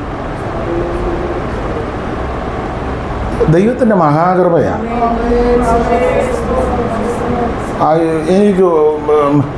എനിക്ക് കോവിഡ് വന്നില്ല. ഇല്ല, ഇനി വന്നോന്നറിയത്തില്ല. നമ്മൾ പരിശോധിക്കാനൊന്നും പോകുന്നില്ലല്ലോ. കോവിഡാന്നോ കുന്തമാന്നോ ആര്? ഒറ്റ ദിവസം പോലും കിടക്കാനും ഇടയായില്ല. ഒറ്റ ദിവസം പോലും. അഹങ്കരിച്ച് പറഞ്ഞതല്ല, ദൈവത്തിൻ്റെ മഹാകൃപയാണ്. ഒരു ദിവസം പോലും കോവിഡാണെന്നും പറഞ്ഞ് കിടക്കാൻ ദൈവം അനുവദിച്ചില്ല. എല്ലായിടങ്ങളിലും പോയി, ശുശ്രൂഷകൾക്കായി പോയി. സാധാരണ കോവിഡിൻ്റെ സമയത്ത് സഭകളെല്ലാം പൂട്ടിയപ്പോൾ ഞങ്ങൾ ദൈവകൃപയെ ശരണപ്പെട്ട് തിരുവല്ലയിൽ ഒരു സഭ തുടങ്ങി. ഭയങ്കര നിയമമൊക്കെ ആയിരുന്നു. ഒരിക്കൽ 10 പേർക്കൊക്കെ ആയിട്ട് അന്ന് ആരാധിക്കാൻ വരാം. അപ്പം ഒരു ഞായറാഴ്ച ഈ അവിശ്വാസമുള്ളവന്മാരും ഉണ്ടല്ലോ. ഒരുത്തൻ വന്ന് പറഞ്ഞു, എൻ്റെ അടുക്ക വന്ന് പറഞ്ഞു, അച്ഛാ ഇന്ന് സഭായം നടത്തരുത്. ഞാൻ ചോദിച്ചാൽ അതിനാ? ഭയങ്കര നിയമമാണ്, പോലീസുകാരിങ്ങനെ കറങ്ങി നടക്കുക. ഞാൻ പറഞ്ഞടാ ഇനി വാ, ഇവിടെ സഭായകം ഇന്ന് നടക്കും. അവനോട് പറഞ്ഞു, പോലീസ് വരികയാണെങ്കിൽ നീ അന്നേരം പോലീസോട് പറയാം, സാറേ ഞങ്ങൾ നിരപരാധി ആണ്ട് അയാളാണ് ഇതെല്ലാം ഒപ്പിച്ചേക്കുന്നത്, നീ എന്നെ ചൂണ്ടി പറഞ്ഞോണം, എന്ന് വെച്ചാൽ നീ ഓടിക്കോണം. നീ ഓടിക്കണം, പറഞ്ഞു കൊടുത്തേക്കണം. അയാൾ ഒറ്റ ഒരുത്തനാ ഞങ്ങളെ. അവിടെ പോലീസും വന്നില്ല, സഭായവും മുടങ്ങിയില്ല, ഒരു കുഴപ്പവും വന്നില്ല. ഒരൊറ്റ ഞായറാഴ്ച പോലെ കർത്തൃമേശയും മുടങ്ങിയിട്ടില്ല. മാസന്മാരിൽ ഇങ്ങനെ ആല്ല തുള്ളും പോലെ വന്നു. 1 വർഷം 1.5 വർഷം കഴിഞ്ഞ എലി വിഷം നിന്ന പോലെ ഇച്ചിരി മനസ്സിലാകാതെയാണോ? ഇടയെ അതൊക്കെ വെച്ച് നോക്കുമ്പോൾ എന്ത് ഭദ്രമായിട്ടാ ദൈവം നമ്മെ നടത്തിയത്. ഇതൊക്കെ ഓർത്ത് ദൈവത്തിന് മഹത്വം കൊടുക്കുക. ആരോഗ്യം ദൈവം തന്നില്ലേ, നന്മ തന്നില്ലേ, ഭക്ഷണം തന്നില്ലേ, പാർപ്പിടം തന്നില്ലേ, വസ്ത്രം തന്നില്ലേ, ഇത് കൂടുതലൊക്കെ ദൈവം എന്നാ ചെയ്യാനാ? വിശ്വാസം എടുക്കാനും വിടാനും ഒക്കെ ദൈവം, അതുതന്നെ വലിയ മഹാഭാഗ്യമല്ലേ. ചുമ്മാ പെറുപെറുക്കരുത്, നിരാശയൊന്നും ഉണ്ടാകരുത്. നമ്മളെ കാണുന്നവർക്ക് സന്തോഷം ഉണ്ടാകണം. സ്തോത്രം. യോഗത്തിന് വരുമ്പോഴും പോകുമ്പോഴും നല്ല പടക്കുതിര പോകുമ്പോലെ പോകണം. ഇതാ കരഞ്ഞും കൂവിയുള്ള വരവും ഇരിക്കുന്നതാണല്ലേ തൂങ്ങിച്ചത്ത പോലെ. നീ ഒന്നും ഇരിക്കുന്നിടത്ത് ഒരു പൂഞ്ഞാൻ പോലും വന്ന് കയറുകയല്ല, ഉള്ളതുകൂടെ പോവുകയുള്ളൂ. നല്ല സന്തോഷത്തോടിരിക്കണം. എന്റെ ദൈവം എന്നെ രക്ഷിച്ചു, എന്റെ ദൈവം എന്നെ നടത്തി, എന്റെ ദൈവം എന്നെ പുലർത്തി, ആവശ്യമുള്ളതൊക്കെ ദൈവം എനിക്ക് നൽകി, മേലിന് നൽകുവാൻ ദൈവം വിശ്വസ്തൻ. ഒരു കാര്യം പറഞ്ഞങ്ങ് നിർത്താം. മനുഷ്യർക്ക് നടപ്പല്ലാത്ത പരീക്ഷ നിങ്ങൾക്ക് എന്ന് പറഞ്ഞാൽ നിനക്ക് സഹിക്കാൻ പറ്റാത്തതൊന്നും ദൈവം തരികയില്ല, തരത്തില്ല. ഈ നമുക്ക് എന്തൊക്കെ സഹിക്കാമെന്ന് ദൈവത്തിന് അറിയാം, അതേ തരുവുള്ളൂ, അല്ലാത്തൊന്നും ദൈവം തരികയില്ല. മനുഷ്യർക്ക് നടപ്പല്ലാത്ത പരീക്ഷ നിങ്ങൾക്ക് നേരിട്ടിട്ടില്ല, ദൈവം വിശ്വസ്തൻ. പിന്നെ നിങ്ങൾക്ക് കഴിയുന്നതിന് മീതെ അപ്പൊ കഴിയുന്നതേ ദൈവം തരുവുള്ളൂ. ഈ യെശയ്യാ പ്രവചനത്തിൽ ഒരു വാക്യമുണ്ട്, കരിഞ്ജീരകത്തിന്റെയും ജീരകത്തിന്റെയും മുകളിൽ കൂടെ മെതിവണ്ടി കയറ്റത്തില്ല. ആ വാക്യം ഒന്ന് വായിച്ചേ, 28-27 അല്ലേ? ഒന്ന് വായിച്ചേ എടുത്തവര്. വായിച്ചോ സഹോദരി. അത് എത്ര റെഫറൻസ് എന്ന് പറഞ്ഞേ? 27 തന്നെ അല്ലേ? ഉറക്കെ വായിച്ചോ. കരിഞ്ജീരകം മെതിവണ്ടി കൊണ്ട് മെതിക്കുന്നില്ല. പിന്നെ ജീരകത്തിന്റെ മേൽ വണ്ടിച്ചക്രോ? സ്തോത്രം. പിന്നെ കരിഞ്ജീരകം അടികൊണ്ടും അങ്ങനെ ചെയ്യുള്ളൂ. ജീരകത്തിനും കരിഞ്ജീരകത്തിനും വടിയും കോലുവാ. അതിന്റെ മണ്ടയിലോട്ട് വണ്ടിച്ചക്രം കയറ്റുകയില്ല, മെതിവണ്ടിയും കയറ്റുകയില്ല. മനസ്സിലായി കാണും. നിന്റെ മണ്ടേ ദൈവം മെതിവണ്ടി കയറ്റുകയില്ല, നിന്റെ മണ്ടേ ദൈവം വണ്ടിച്ചക്രവും കയറ്റുകയില്ല. പിന്നെ ഇടയ്ക്ക് ഒരു കോല് കൊണ്ടൊക്കെ തല്ലും, ഇടയ്ക്ക് ഒരു കോലിന്റെ അടി വടി കൊണ്ടൊരു കൊട്ടുമൊക്കെ. അത് ദോഷത്തിനല്ല, നന്മയ്ക്കാണ്. അപ്പൻ ശിക്ഷിക്കാത്ത മക്കൾ എവിടെ ഉള്ളൂ? ബാലശിക്ഷ നിരസിക്കരുത്. നിരസിച്ചാൽ നീ കൗലടേയനാ. പക്ഷെ വണ്ടിച്ചക്രം നിന്റെ മണ്ടേ കയറ്റുകയല്ല, മെതിവണ്ടിയെ കയറ്റി ഉരുട്ടത്തുമില്ല. നിനക്ക് സഹിക്കാൻ പറ്റാത്ത ദൈവം കരത്തില്ല, നിനക്ക് വാങ്ങിക്കാൻ പറ്റാത്ത ദൈവം കരത്തില്ല. ദൈവത്തിന്റെ ഭൈതലേ, ഇന്ന് നമ്മൾ നിന്നെ വിടുവിക്കുന്നത് ദൈവമാണ്.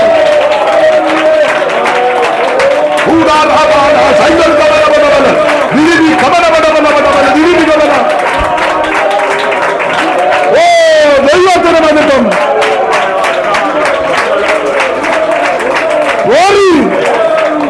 ആ പഴയ പാട്ടിന്റെ വരിയൊന്ന് ചേർന്ന് പഠിക്കാൻ. ദോഷമാകിട്ടൊന്നു എന്നോ എന്റെ ദാതൻ ചെയ്യുകയില്ല, ദോഷമാകിട്ടൊന്നു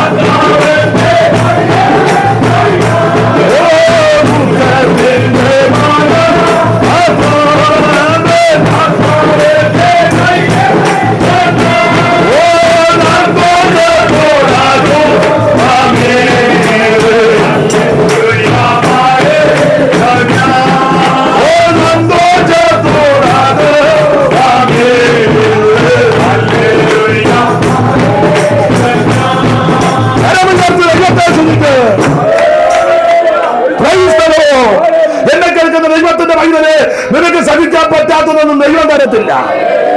നിന്നെ കൊണ്ട് വഹിക്കാൻ പറ്റാത്തതൊന്നും ദൈവം തരികയില്ല. വണ്ടിച്ചക്രം കയറ്റത്തില്ല, മെരിവണ്ടി കയറ്റുകയില്ല. പിന്നെ ഇടയ്ക്കിടയ്ക്ക് ഒരു കോലിനടി, ഒരു വടി കൊണ്ടൊരു അതൊക്കെ വേണം. അതല്ല പിന്നെ മക്കളും അപ്പനുമായിട്ടുള്ള ബന്ധമൊന്നുമില്ല. സ്തോത്രം. ഈ രോഗം നിന്നെ തകർത്ത് കളയാനല്ല, ദൈവപ്രവൃത്തി വെളിപ്പെടാനാ. ഈ പ്രശ്നം നീ പിന്മാറാനല്ല, ഇതിന്റെ നടുവിൽ ദൈവം ആരാന്ന് വെളിപ്പെടുത്താനാ. അങ്ങനല്ലേ പറഞ്ഞത്? ഇത് ദൈവനാമം മഹത്വപ്പെടാനാണ്. 4 ദിവസമായി നാറ്റവും വെച്ചു. സ്തോത്രം. കർത്താവ് പറഞ്ഞത് അങ്ങനൊന്നും ഒരു ദൈവനാമം മഹത്വപ്പെടാൻ പോവുക. ദൈവത്തിനതൊന്നും വലിയ വിഷയമല്ല. Price the Lord. പരീക്ഷയോട് കൂടെ പോക്കുവഴി ഉണ്ടാകും. ഈ പലവിധ വിഷയത്തിന്റെ ഈ ചൂളയിൽ കൂടി പോകുന്ന ദൈവമക്കളോട് ഈ പകൽ പെട്ടെന്ന് 2 കാര്യം പറഞ്ഞ് നിർത്താം. ദൈവം നിനക്ക് പോക്കുവഴി ഉണ്ടാക്കത്തില്ല. നീ ഏത് വിഷയത്തിൽ ഭാരപ്പെടുന്നു ആ വിഷയത്തിൽ ദൈവം നിനക്ക് പോക്കുവഴി ഉണ്ടാക്കും. അത് കുടുംബത്തിന്റെ വിഷയമാകാം, കുഞ്ഞുങ്ങളുടെ വിഷയമാകാം, ശുശ്രൂഷയുടെ വിഷയമാകാം, ഭാവി വിഷയമാകാം, പ്രാണനെതിരെ, നന്മക്കെതിരെ, ആയുസിനെതിരെ, ഏത് വിഷയമാണെങ്കിലും ദൈവം അതിന് പോക്കുവഴി ഉണ്ടാക്കത്തില്ല.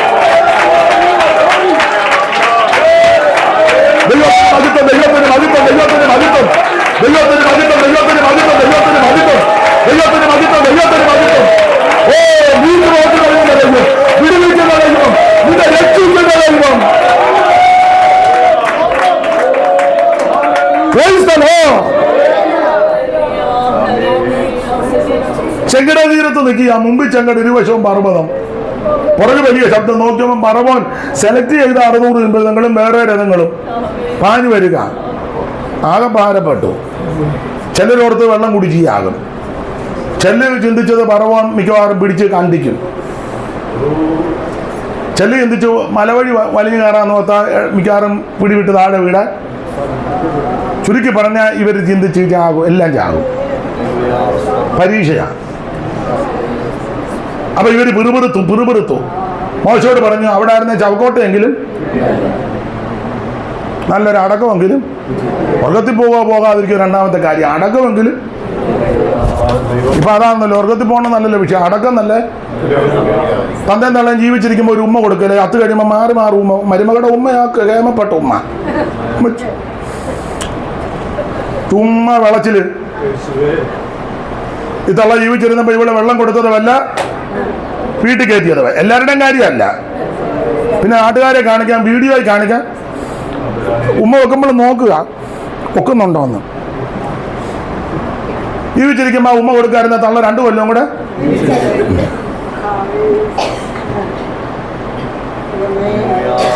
ചത്ത് കിടക്കുന്ന മരുമകളും കൊച്ചുമക്കളും എല്ലാം അടിക്കുക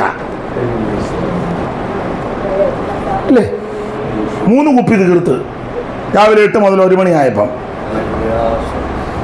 മൂത്ത മരുമകളുടെ 1 കുപ്പി, ഇളയ മരുമകളുടെ 1 കുപ്പി, കൊച്ചുമോന്റെ കുപ്പി എന്നാന്ന് വെച്ചാൽ മറ്റേ അടിക്കുന്ന കുപ്പിയല്ല, സ്പ്രേ.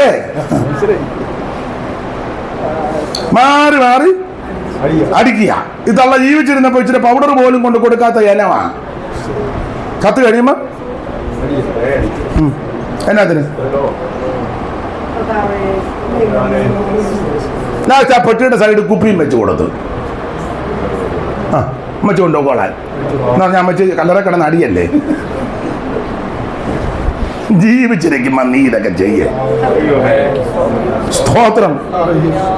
അപ്പൊ ചാകുമെന്നുള്ളത് ഉറപ്പായി. അവിടെ നല്ല ചവക്കോട്ടെ എങ്കിലും പരീക്ഷ. തമ്പുരാനോട് മോശയോട് ദൈവം പറഞ്ഞേടാ മിണ്ടാതിരിക്കാൻ പറ. ചുമ്മാ ഈ ഗുണം വരാത്തവനല്ല, മിണ്ടാതിരിക്കും. നാവടക്ക്. വിശ്വാസമില്ലാത്തവനും പ്രത്യാശയില്ലാത്തവനും ദൈവമായിട്ട് ബന്ധമില്ലാത്തവനും മിണ്ടരുത്. നീ ദൈവത്തെ ഓർത്ത് സാക്ഷിക്ക് എഴുന്നേൽക്കുകയും ചെയ്യരുത്. നീ എഴുന്നേറ്റാൽ ചിലരുടെ വിശ്വാസവും കൂടെ ചില പറഞ്ഞു കേട്ടില്ലോ, ദൈവനാമത്തിന് മഹത്വം ഉണ്ടാകട്ടെ, 30 കൊല്ലമായിട്ട് കൃപയോ ഇന്ന് വരെ ഒരു വിടുതൽ. 30 കൊല്ലമായിട്ട് ഇതിനകത്ത് വന്ന് ഇന്ന് വരെ വിടുതലില്ലെന്ന്. പുതുതായിട്ട് വന്നവൻ അന്തം വിട്ടു പോവാടാ. 30 കൊല്ലമായവന് ഇതുവരെ ഞാനിപ്പോ അങ്ങോട്ട് ചെന്നോളാം. അപ്പൊ എന്റെ കാര്യം ദൈവത്തെ ഓർത്ത് നിന്നെ കെട്ടിയെടുത്ത് എഴുന്നേക്കാതിരിക്കുന്നതാ. സ്തോത്രം. എടാ വിശ്വാസമുള്ളവൻ എഴുന്നേറ്റ് പറ. ഞാൻ 30 കൊല്ലമായി കൃപയുമെന്ന് എന്റെ ദൈവം എന്നെ ഭദ്രമായി നടത്തി. അനവധി കഷ്ടങ്ങളും അനർത്ഥങ്ങളും കാരണമാക്കി ദൈവം ഞങ്ങളെ നടത്തി. കാലടിയാകാൻ അനുവദിച്ചില്ല. ദൈവം ഞങ്ങൾക്ക് രോഗശാന്തി നൽകി. ദൈവം ഞങ്ങൾക്ക് വീട് നൽകി. ദൈവം ഞങ്ങൾക്ക് നന്മ നൽകി. ദൈവം എന്റെ കുഞ്ഞുങ്ങളെ ഉയർത്തി. ദൈവം എനിക്ക് നന്മ നൽകി. വിടുതലിന്റെ സാക്ഷ്യം പറ. സ്തോത്രം. ഇവരെ ഈ ആവശ്യമില്ല പരാജയമാണ് മുഴുവൻ. തമ്പുരാൻ അതുകൊണ്ട് പറഞ്ഞു മിണ്ടായിരിക്കാൻ പറയാൻ പറഞ്ഞു. ഈ ചിലതിനോട് പറഞ്ഞു മിണ്ടായിരിക്കാൻ പറഞ്ഞു. മതിൽ യുത്തിയപ്പോൾ പറഞ്ഞു മിണ്ടിപ്പോരെന്ന് പറഞ്ഞു. അക്ഷരം മിണ്ടാതെ ഒരുത്തന്നെ മിണ്ടണമെന്നുണ്ട്. ചാക്കോച്ച ഇത് ചുറ്റിക്കാനാന്ന് തോന്നുന്നെന്ന് പറയണമെന്നുണ്ട്. പക്ഷേ അല്ല, അങ്ങനെ പറയാന്നേ മറ്റവനും പറയും എനിക്കും തോന്നിയടാ ചുറ്റിക്കാനാന്ന്. അത് പറഞ്ഞ് പാളയം മുഴുവൻ മിണ്ടാതെ കിട്ടും. ചില വിഷയത്തിൽ മിണ്ടരുത്. അപ്പുറം പറഞ്ഞ് മിണ്ടരുതെന്ന് പറ. മോശയോട് ദൈവം പറഞ്ഞു നീ വടിയില്ലേ, വടി ഉണ്ട്, വടിയെടുത്ത് ചെങ്കടലുമേ നീട്ടാൻ പറഞ്ഞു. മോശ പെട്ടെന്ന് വടിയെടുത്ത് ചെങ്കടൽ ഇങ്ങനെ നീട്ടി. ഞാനും നിങ്ങൾ വലിയ ഗുണപ്പെടാത്തവരൊക്കെ അതിനിടെ തന്നെ പറഞ്ഞ് ഇവിടെ ഇത്രയും വലിയ പ്രശ്നം എന്താ, ഇയാൾ ഈ കമ്പ് നീട്ടിക്കൊണ്ട് തന്നെ എടുക്കുക. നമ്മളങ്ങനെ പറയല്ലേ. പുറകെ ചെലുത്താൻ വരുന്നു പിടിക്കാൻ, മുമ്പ് ചെങ്കടൽ വായും പിളർന്ന് നിൽക്കുന്നു. ലക്ഷക്കണക്കിന് ജനം. അയാൾ പിന്നെ നിൽക്കുക ഉണക്കക്കമ്പുമായിട്ട്. നിങ്ങളോ ഞാനോ ആയിരുന്നു പറയാം ആ കമ്പ് മേടിച്ച് അയാളുടെ തലയടിച്ച് പൊട്ടിക്കണം. അയാൾ എന്നാ പറഞ്ഞാലേക്ക് കമ്പ് കറക്കൊള്ള. അല്ല, ഈ നിങ്ങൾ ഒരു കാര്യം പറഞ്ഞു, വടിയായിട്ട് പോയവർക്കെല്ലാം വിടുതല. യാക്കോബ് പറഞ്ഞു ഒരു വടിയോടാണ് അങ്ങോട്ട് പോയത്, പക്ഷെ ഇപ്പൊ അങ്ങനൊന്നും അല്ല. സ്തോത്രം സ്തോത്രം സ്തോത്രം. ഗോലിയാത്ത് പറഞ്ഞു നീ വടിയായിട്ട് വരാൻ ഞാൻ എന്നാടാ നായാണോ എന്ന്. പക്ഷെ അവിടെ വിടുതൽ നടന്നു. മോശയുടെ കയ്യിൽ ഒരു വടിയുണ്ട്, അതും വിടുതലാ. തമ്പുരാൻ വടിയെടുത്ത് ചെങ്കടലിൽ നീട്ടാൻ പറഞ്ഞു. മോശ വടിയെടുത്ത് നീട്ടി. വിശ്വാസമില്ലാത്തവൻ, പ്രത്യാശയില്ലാത്തവൻ, ദൈവമില്ലാത്തവൻ, ദൈവമായിട്ട് ബന്ധമില്ലാത്തവൻ പറയാൻ ആരാണ്ട് കമ്പും പിടിച്ചു നിൽക്കുന്നുണ്ട്. പക്ഷേ വെളിപ്പാടുള്ള ദർശനമുള്ളവൻ നോക്കിയപ്പോൾ മോശ ഇങ്ങനെ വടി പിടിച്ചിങ്ങനെ നിൽക്കുമ്പം മോശയുടെ വലങ്കയുടെ മീത് യഹോവയുടെ മഹത്വമുള്ള ഭുജം. നിങ്ങൾ യെശയ്യാ പ്രവചനം 63-ാം അധ്യായത്തിന്റെ 12-ാമത്തെ വാക്യം വായിച്ച് യെശയ്യാ പ്രവചനം 63:12 ഉറക്കെ ഒന്ന് വായിച്ചേ. തന്റെ മഹത്വമുള്ള ഭുജം മോശയുടെ വലങ്കൈക്കൽ ചെല്ലുമാറാക്കി മതി. മോശയുടെ വലങ്കൈക്കൽ ദൈവത്തിന്റെ മഹത്വമുള്ള ഭുജം വന്നെന്ന് മനുഷ്യനെ കണ്ണുകൊണ്ട് നോക്കുമ്പോൾ മോശ വടിയും പിടിച്ച് നിൽക്കുന്നു. പക്ഷേ ആത്മക്കണ്ണ് തെളിഞ്ഞോ പറയുക മോശയുടെ വലങ്കയുടെ മീത് യഹോവയുടെ മഹത്വമുള്ള ഭുജം വന്നു. നീ ഒറ്റയ്ക്കുള്ളായിരിക്കും നിന്റെ വീട്ടിൽ കൈവൊക്കെ പ്രാർത്ഥിക്കാൻ. നീ അല്ല, നിന്റെ കൈയുടെ മീത് യഹോവയുടെ മഹത്വമുള്ള ഭുജമുണ്ട്. സഭയ്ക്കകത്ത് 2-3 പേരെ കാണുക കൈവൊക്കെ പ്രാർത്ഥിക്കാൻ മതി. അവരുടെ മീത് യഹോവയുടെ മഹത്വമുള്ള ഭുജമുണ്ട്. ഹല്ലേലൂയ. എന്റെ വാക്കുകൾ നിർത്തുക. കൈയുടെ മുകളിൽ ദൈവത്തിന്റെ മഹത്വമുള്ള ഭുജം. തമ്പുരാൻ സ്വർഗത്തിൽ സഭ കൂടി വെച്ചത് ദൂതനെ വിളിച്ചു പറഞ്ഞു താഴോട്ട് എല്ലാം പറഞ്ഞു. ചെങ്കടൽ വായും പിളർന്ന് നിൽക്കുക. ദൂതം വന്നൊരു ഒറ്റ അടി ചെങ്കടൽ 7 കൈവടിയായിട്ട് ചെതറി. യെശയ്യാ പ്രവചനത്തിൽ വായിക്കുന്ന ചെരുപ്പ് നനയാതെ മറുകര കയറ്റി. പരീക്ഷയോടുകൂടെ പോക്കുവഴിയുണ്ട്. വെള്ളം കുടിച്ചിയാകുമെന്നൊക്കെ ചിന്തിച്ചതാ. ചെകുത്താൻ പുറകെ വന്ന് കണ്ടിക്കുമെന്നും ചിന്തിച്ചതാ. വലിയ പ്രതിസന്ധി, വലിയ പരീക്ഷ. പക്ഷേ ആ പരീക്ഷയോടുകൂടെ ദൈവം പോക്കുവഴി ഉണ്ടാക്കി കൊടുക്കും. ഇന്ന് മകൾ ഏതെങ്കിലും വിഷയത്തിൽ ഭാരത്തോടെ ഞരക്കത്തോടെ വന്ന ആരെങ്കിലും എന്നെ കേൾക്കുന്നെങ്കിൽ നിരാശപ്പെട്ടു പോകരുത്, പകരരുത്. ദൈവം നിനക്ക് പോക്കുവഴി ഉണ്ടാക്കും. ദൈവം നിന്റെ പ്രശ്നങ്ങൾക്ക് പരിഹാരം വരുത്തും. ഓ ദൈവത്തിന്റെ വിടുതൽ, ദൈവീയ വിടുതൽ.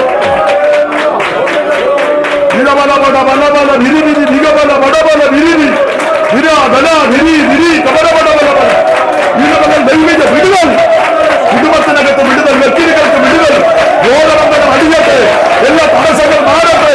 പ്രാണനെതിരെ, നന്മയ്ക്കെതിരെ, ആയുസ്സിനെതിരെ വെല്ലുവിളിക്കുന്ന കോടികൾ ഇടപെടൽ അഴിയട്ടെ.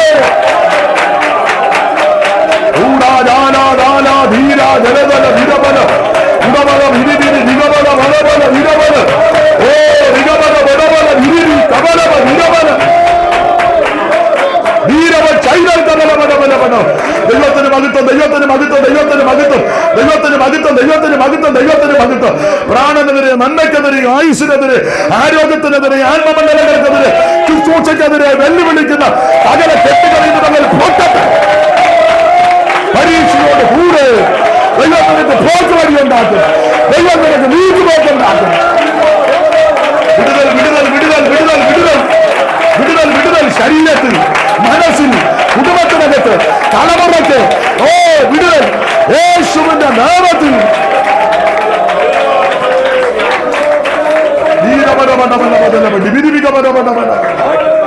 കരമുയർത്തി ദൈവത്തെ സ്തുതിക്കാം.